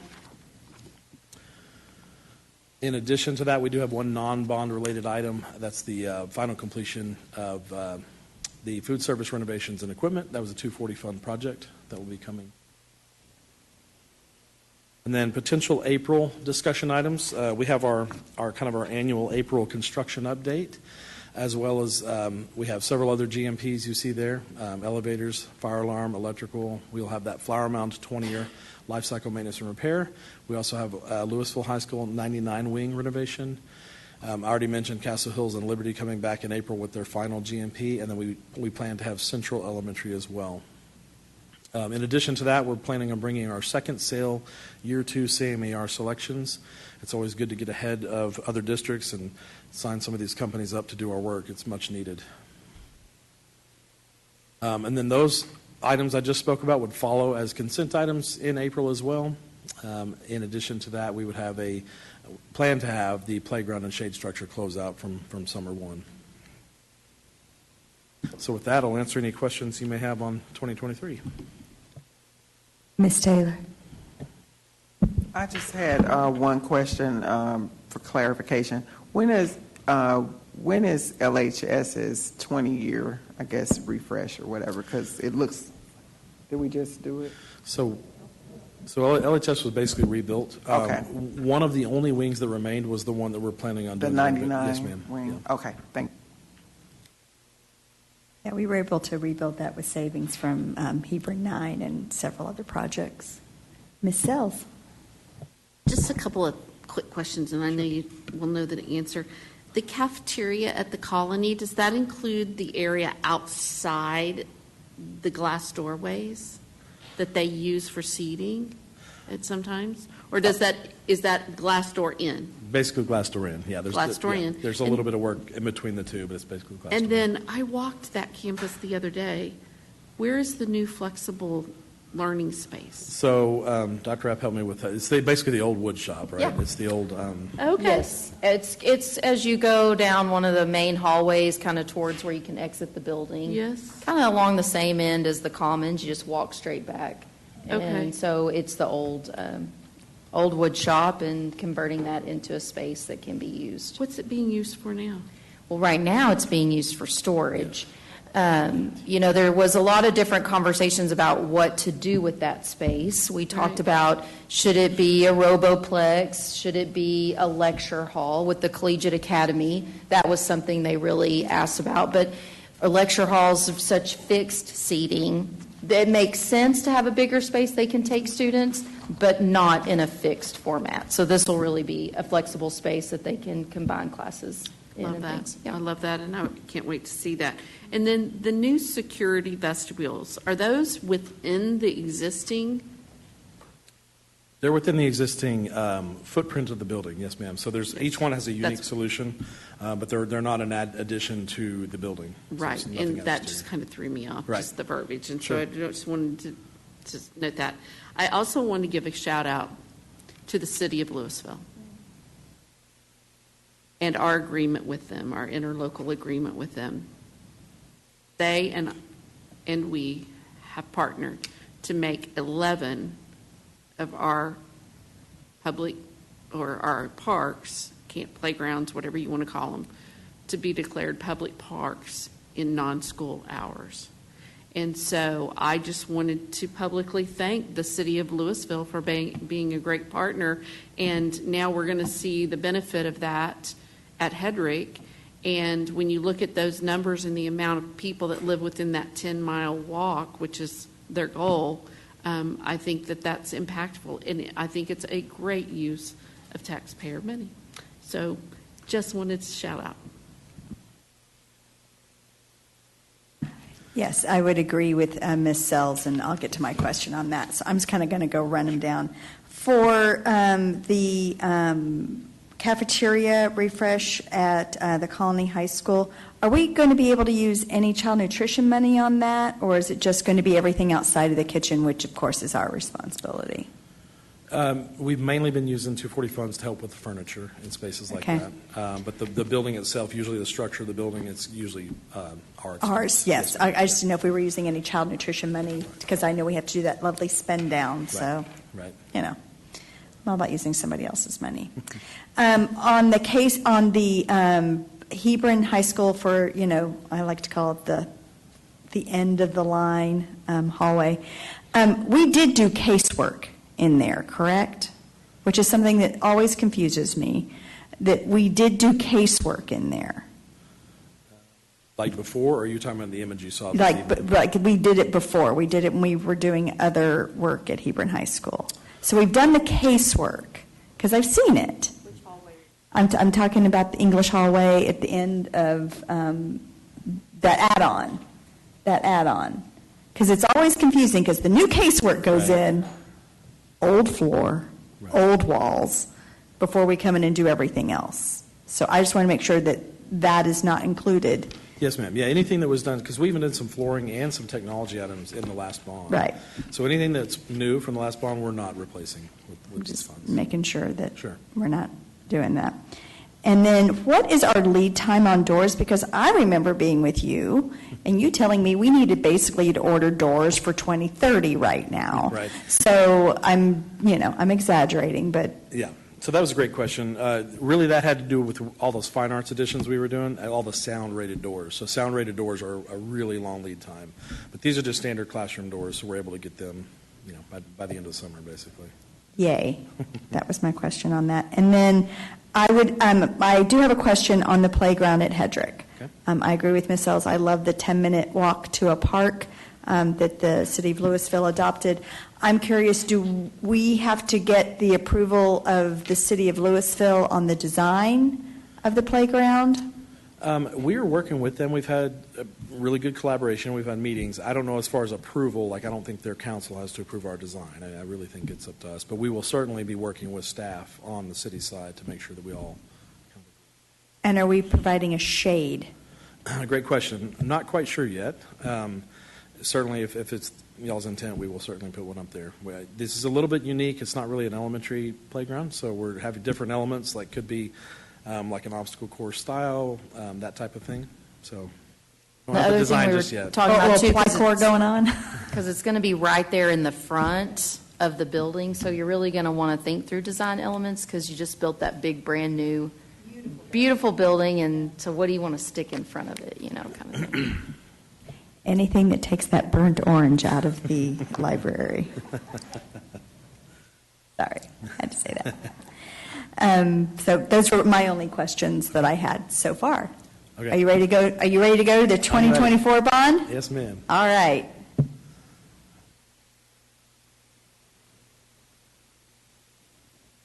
All right, much smaller presentation, but this is about our 2024 bond program.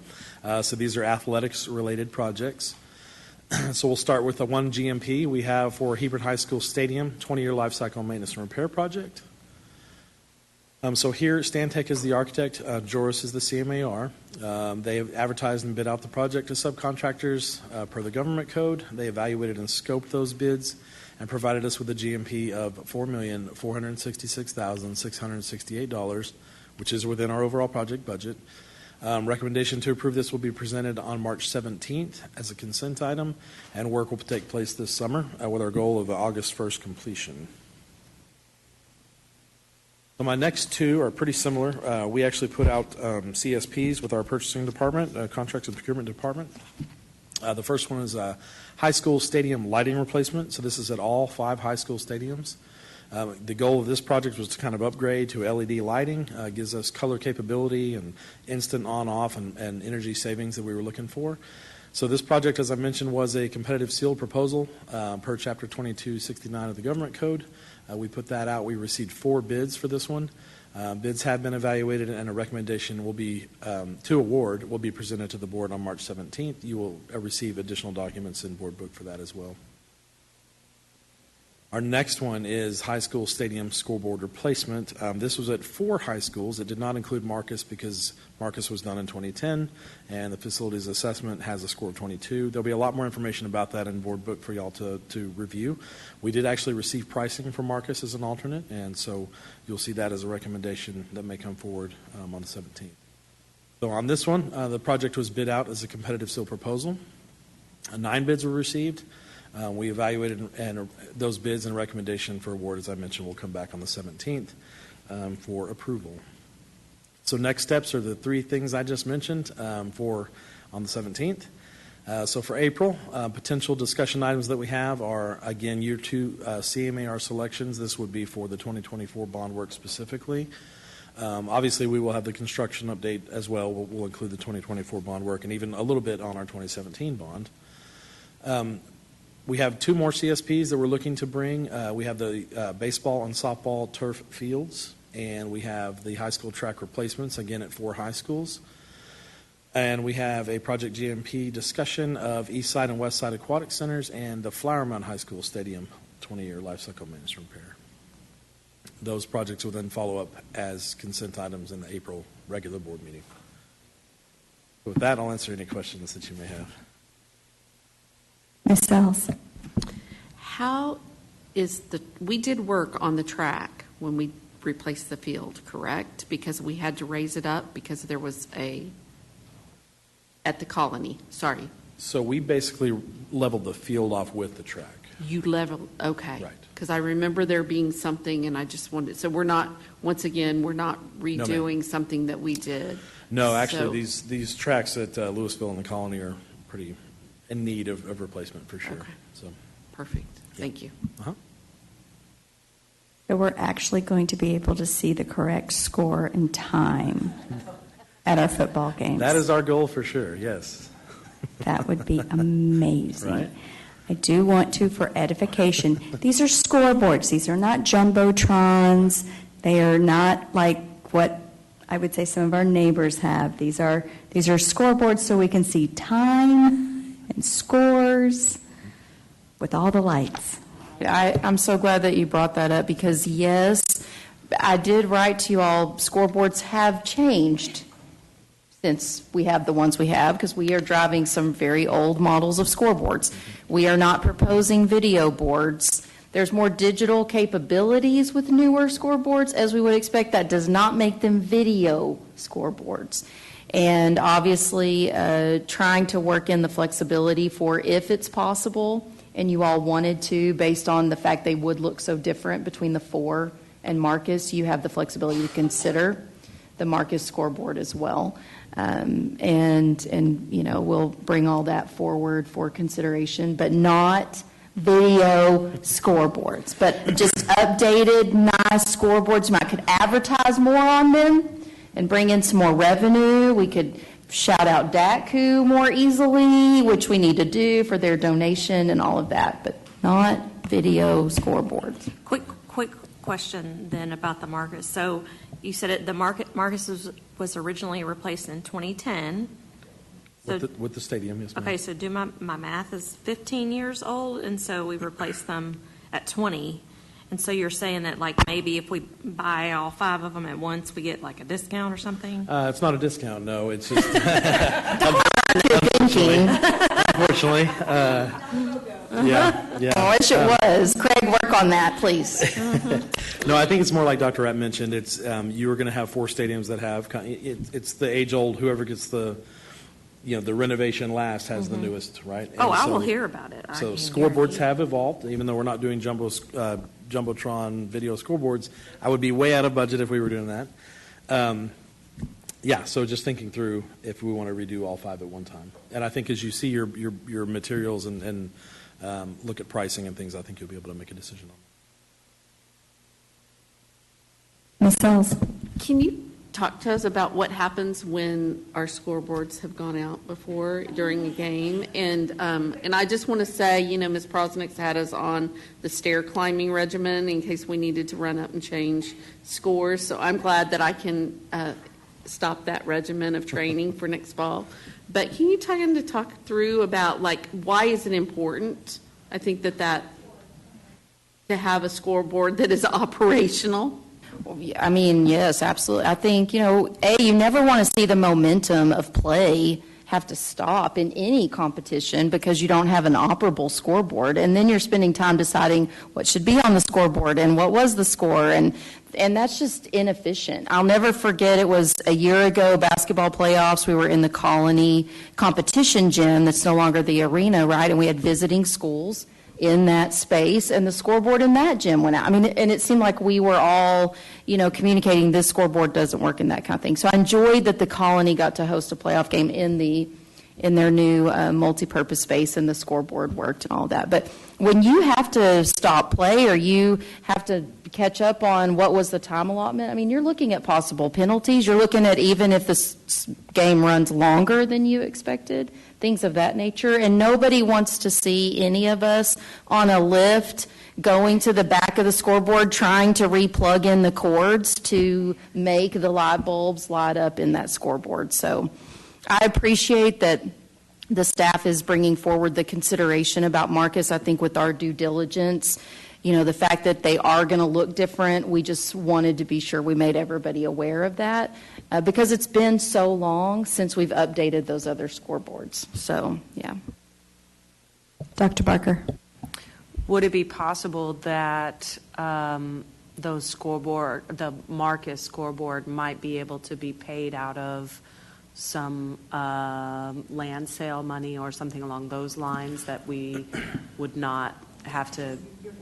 Yeah, I think you were thinking some savings. Well, yeah, it could. So keep in mind, this is our first time to really have propositions, right? And so the stadium proposition can only be used for stadium proposition things. And so I think you'll see some decent savings on the stadium lighting side that could potentially fund the school board.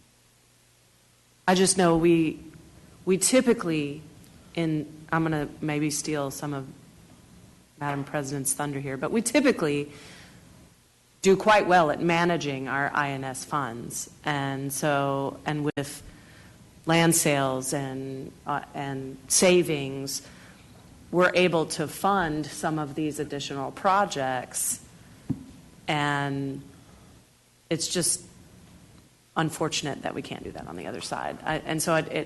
It's immensely frustrating to me when I'm explaining school finance to people who don't understand it, when I say we have extra money on one side that we can't move over to the other side. So anyway, I'm ranting not at you, but sure, tangentially to you. But thank you for seeing those opportunities for savings so that we can provide parity to all of our high schools and possibly be able to fund something like that without dipping into our other side of the money. I can't help but tell, just real quickly on that note, it is often athletics and fine arts that allows us to have the strong attendance rates that we have when you think about the M&O side of the conversation. And had a very powerful conversation at the LEF Gala, with someone who I said, ultimately, if kids are coming to school because they're involved, and those are some of our largest program areas that we serve, and CTE, keeping kids into, that does help us on the M&O side of the bucket. One more thing I'll add. A couple of times it came up tonight, hey, we're not going to replace stuff that's in good shape, right? If that Marcus High School school board had a score of 80, we would not be bringing it forward. And so I mentioned it had a score of 22. Not a great score. Can it last till the next bond? Probably, but it's not a great score, right? Is there any residual, I feel the presence of Angie Cox in this question. Is there any residual value to the lockers that we're going to take out? So So in the past, we have reused our own lockers in different areas, and so we'll certainly entertain that and see if they're needed anywhere else. On our secondary schools, a lot of times the feedback we get is they're just not using the lockers like they used to. So, so I don't know. We'll certainly explore that and see if we want to reuse them anywhere. Or sell them. Yeah, sure. I'll let Ms. Cox know that we might have some lockers for sale. Right. Thank you so much. Thank you. Next up is the technology. Oh no, I always try to skip this. I don't know why. But the March 17th regular board meeting consent agenda review. Yes, thank you. I'll be very brief with this. So on page 146 of your board book is the preview of the consent agenda for March 17th. We've just highlighted a few of the items. Tonight I'm just going to share one of them. On the first one, included in the purchase and sale agreement for 47 acres at Josie Lane is a provision for a mutual access right-of-way dedication to the city of Lewisville and the corresponding temporary construction easement.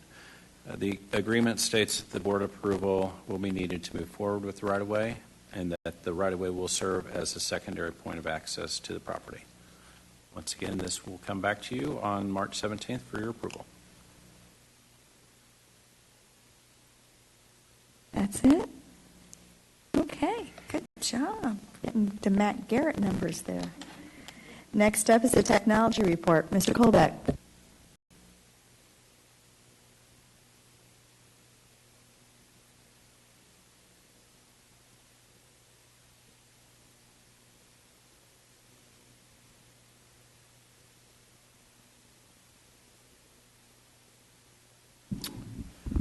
All right, thank you, Madam President. We are back from a month off. We didn't have any topics last month, so we're going to be going over a few of the, again, 2023 bond INS projects related to technology. So with that, I've asked Chris Langford to join us. He's going to go over a couple of projects, and then I'll foreshadow what's coming up. So Chris, go ahead. Thank you, Brian. Good evening. First project we're going to discuss is the Classroom AV Refresh Project. This is a 2023 bond project. We did give an update on this with some more information in last week's board update, so I'll just go over the basics. This is to refresh some of the audiovisual equipment in the classrooms that teachers use every day to teach kids.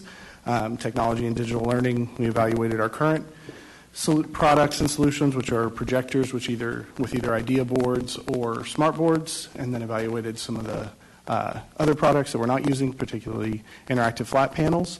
And then we worked with procurement and contracts to do a CSP in this case, and then evaluated the options. After evaluating, we determined that the best way to proceed is with interactive flat panel displays. That is the best option, but this will cause this project to go over the projected budget because flat panels cost more than our current projector solution would.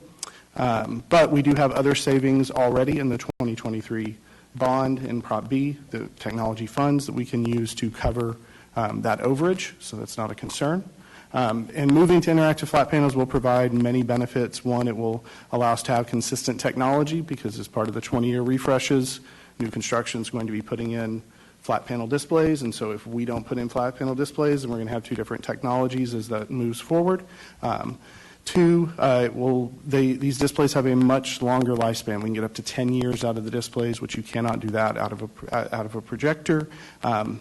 There's also no lamps or filters to replace in the televisions, and there's no annual cleaning that we have to do. So as we have to reduce staff more and more, going out and replacing filters and lamps every year and doing an annual cleaning is more and more of a difficult proposition. We don't have to do that with the televisions. And then finally, the functionality that these flat panels have is just so much more than what we get out of the projectors. It's a much better experience for staff and students. So this was a three-step process. You saw we did the engineering in August, which was approved, and then you approved the construction delivery method in September. You're going to see two different consent items for this in March. It's a little different than what we normally do, and that's because we did the CSP portion as one consent item, and so that's for the flat panels, the mounts, all the services to take off what we currently have, do any repairs, and then put the flat panels and the mounts up. And then there's just some miscellaneous equipment that we need that was not a part of the CSP, that's outside of that work that my staff is going to be doing as part of this summer. coming in outside of what the vendor's going to be doing. And so that's why there's two different items. It's all the same project. It's just one was done with a CSP and one was done with an RFQ. And so we have two different consent items because of those two different procurement methods. So I want to add one more piece too on when you're looking at the lifespan of this being, around that 10-year mark, you end up, the net result is significant savings over that life of the asset. So if you look at what you'd spend on an asset and spend about the same but run it for 6 years versus 10, it's a much better purchase over time. So if we look at living in this world of bonds that we're in, I think the potential to have the need for less of that in the future bond, I think, is very likely by doing it this way as well. All right, second item is the cybersecurity upgrades. This is the first of multiple cybersecurity upgrades that we're going to be bringing forward as part of the 2023 bond. So we will bring forward future items as we need to either replace or refresh or implement different products. This particular item is about our firewalls. Our current firewalls were put in here at the LISDAC Data Center in the summer of 2019. And in the summer of 2021 at the Memorial Data Center. And the firewalls, particularly here at LISDAC, are aging and need to be replaced. The ones we have here are going to be end of life at the end of August of this year, and so they won't get security updates anymore, which is a really bad thing if you're running firewalls. So we really have to get those replaced. And so this is going to make it where we will not be able to run the firewalls at Memorial for 5 full years like we would like to with technology. But if we replace the ones here and we don't replace the ones at Memorial, depending on the results of the procurement that we do, we could have a different manufacturer here than we do at Memorial, and then you can't fail over properly, and you're dealing with 2 different management systems, 2 different configurations, and it's just untenable. So we want to replace both sets of firewalls at the same time so that moving forward, we're on the same cadence and we're just good to go. The reason we couldn't do it in 2017 is because Memorial wasn't open in 2019, so we put them in as soon as we could. And so we'll work with procurement on the appropriate procurement method, and we'll bring back a future consent item at a future board meeting for this. Okay, last new item is the network file share storage project. This is also a 2023 bond project. The current system was installed in the summer of 2019 as part of the 2017 bond, and this system is aging and needs to be replaced. It stopped receiving software updates in 2023. It is still getting security updates, just no new features since 2023, and it will be going end of life later this year. So it does need to be replaced. This is the system that stores all the data, all of our local network storage, so home drives, shares for campuses and students and staff. Not anything in Google, but all of our local storage. And so we'll work with procurement to come up with an appropriate method, and we'll bring this back as a future consent item at a future board meeting. I think I want to point out, too, on several of these items, as we look at this and looking at the age of some of the technology, especially on some of the things in the data center, the infrastructure, we look at it and would like to get 5 years out of it. So as you can tell on many of these that we put in 2019, we're in that 6-year mark. So I feel like we've got a good amount of life out of what we put in. We've really, I think, realized the most we can out of those investments, and it's just time to replace a lot of this stuff. Looking forward, as far as next steps, for March, when we come back from spring break, we'll have the consent item for the AV refresh. In January, we discussed the DNS and DHCP system that needs to be replaced, as well as our wireless network controller, so those would also be consent items at the March 17th meeting. Looking forward to April, discussion items. We'll be bringing back the expansion of the exterior cameras and support network. That, again, was a 3-step process. This would be essentially the products and services for that. We'd be coming back around, essentially, for our program-specific technology. This would be technology that's not an iPad or a MacBook assigned to staff or students. This would be items in our career center, some of the non-iPad-like devices that we need in our specific programs. In addition, this would also include the iPads for 4th and 9th grade for next year. Just listening to some of the buzz today, if you're following some of the Apple news, it sounds like tomorrow there might be some new news about a new device drop. So I know I wrote in the board letter that depending how this week goes, it could kind of dictate when we bring the recommendation. If that happens, which it sounds like it would, we would be bringing both those grade levels together as discussion as well as future consent. And then April consent would be the expansion of the exterior network, exterior cameras and support network. So with that, if you have any questions, we will do our best to answer them. Are there any questions? Dr. Barker. Thank you, Madam President. Just a quick comment. I'm just always amazed at the ability for you and your team to find places for savings and for efficiencies. Being able to look at something that, to me in technology, 10 years seems like a lifetime. To find something that has a lifespan of 10 years is pretty remarkable. And then being able to fund the overage from savings that's been found in some other areas. I just appreciate the work on making sure that we're being as efficient and effective as possible. Thank you. So my question may not be for you, it may be for Mr. Rare. But so those are 10 years. Are we going to pay off those bonds in 10 years, at 5 years, like we'd say usually for technology bonds? Yeah, and we have them laddered, based on the life cycle of the asset. So we'll be paying those bonds off in 10 years, not 5? That's correct. Okay. Just wanted to circle back on that, not 20 years like the rest. Thank you all so much for the work that you do. It's greatly appreciated. Not always understood, but greatly appreciated. Thank you. Next up, we have the Board of Trustees report. Are there any chairs at this time who need to make a report?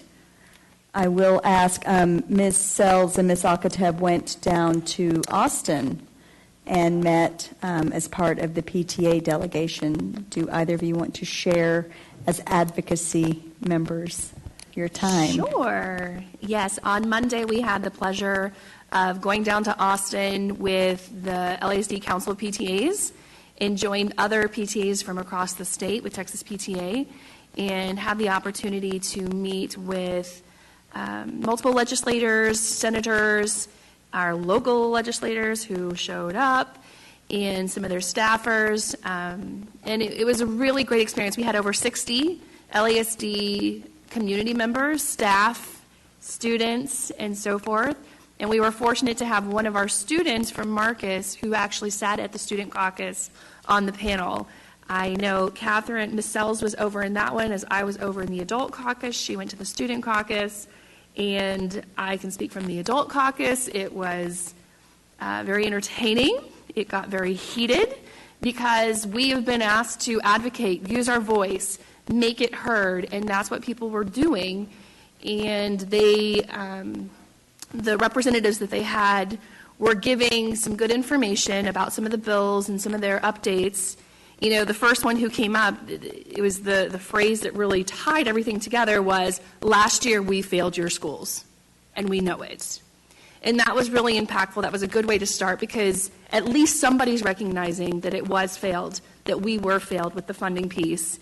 And they kept talking about vouchers and ESAs and how it's not a done deal on the House side. So don't think it is, even though some representatives are saying it's a done deal, we've got it, don't worry about it. We do need to worry about it. And that's what kept coming back to us is that it is not a done deal, and we still need to make sure that we're reaching out to our representatives and still having those hard conversations, giving them the documents that we shared, that Dr. Rapp shared tonight, the graphics. That's impactful because the legislators that we were meeting with and their staffers acted like we were talking foreign language to them, and that was frustrating.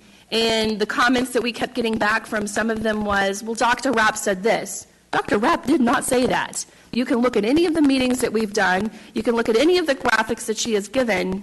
That is not what she has said. And she has been very clear and bringing it down to the level. And we've had the opportunity. We've invited all the legislators in, all the senators in, to tour our campuses, to have conversations with us, to let us give them the Finance 101 and all of this information.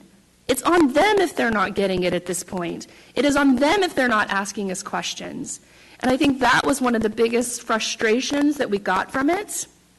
And then in the adult caucus, it did finish pretty quickly when Representative Brad Buckley, who is a co-signer on SB2, got up and he was trying to give an example of his support for it and how it related to special ed student, for example, going to a private school, and the community in the room did not want to hear that. And as in some of his other town halls that he's had recently, he was told with the voices of the PTA people that they were not in support of it in, a very strong voice, strong way.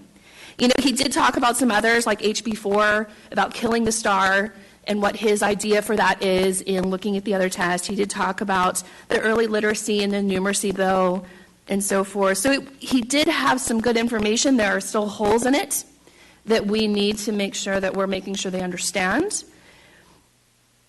They talked a lot about the 6160 as our basic allotment and how the narrative is out there that we are getting more. Dr. Rapp did a great job tonight in presenting that narrative and helping them understand that how much we are getting in LASD and what it actually does look like. And so I do appreciate that. And then we had in the afternoon where we went and met with our local legislators. And in the sections that I went, we got staffers because they had a 4-day long weekend. And one of the staffers was really great. Tan Parker's staffer was really spot on. He knew his information. He seems to be supportive of the education bill and so forth. And we were able to give him our side and make sure that he understood from LASD what we are trying to go for, what holes he is missing. Our students spoke up and talked about how it affects them individually and personally, and I think that meant a lot to them. When I went to one of the state reps meetings, he wasn't there. It was one of his staffers, and the staffer acted like he knew nothing. And he just kept saying, oh, well, give me more information, or tell me more about that. Oh, well, I don't know about that. Interesting point, the following day, Representative Hayes posted that he co-authored, along with 75 other of his colleagues, the HB3, which was very interesting because the day before, his staffer knew nothing about any of that. So that was just very interesting, and so it's definitely having those conversations with our reps and making sure, what information are you missing? What information do you still need to know from us that we can help educate you and give you our story, give you our narrative that's coming from Lewisville ISD and how it does impact us?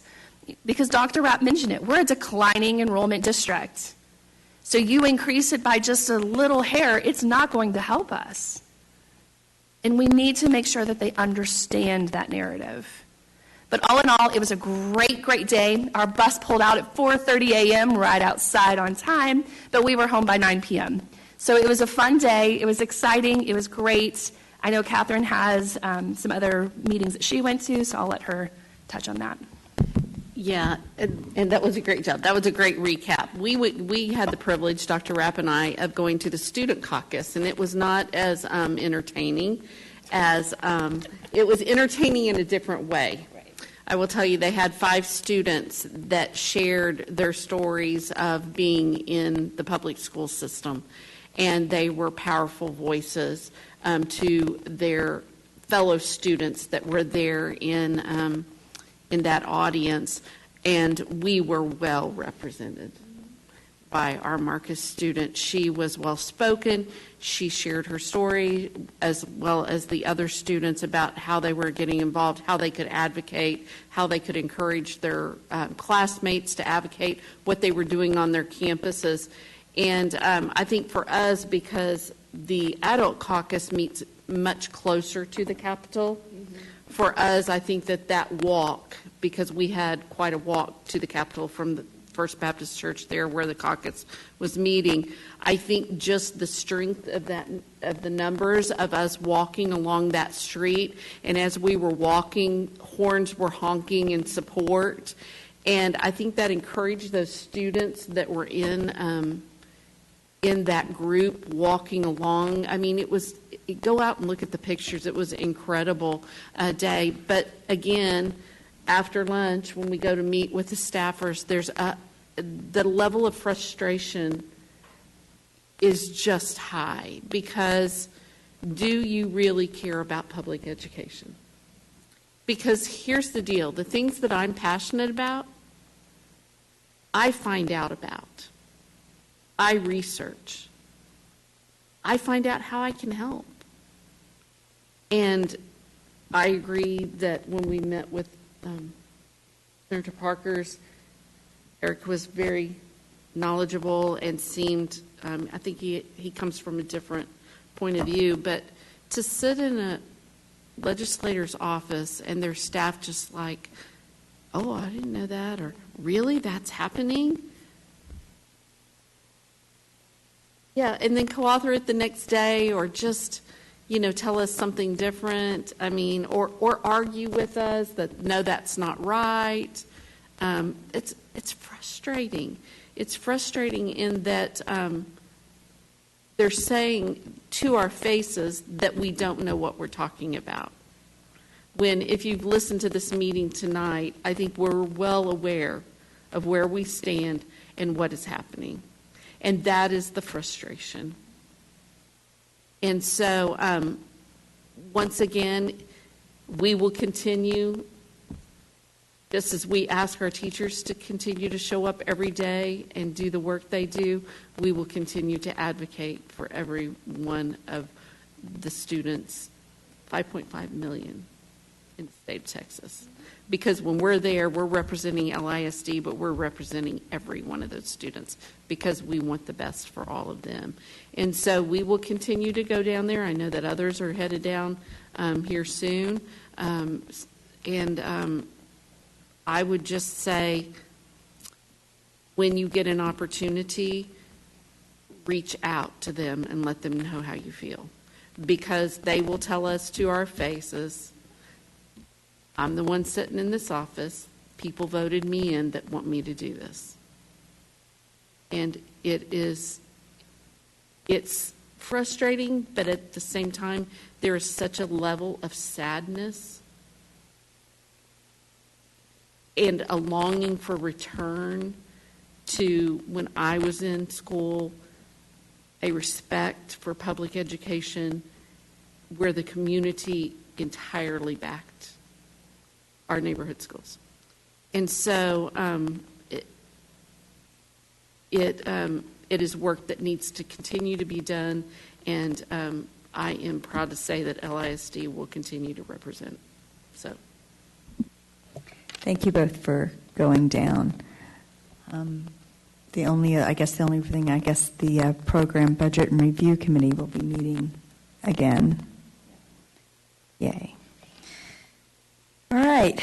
With that, if there is no further business, this meeting is adjourned, and the time is 10:12. Have a pleasant evening.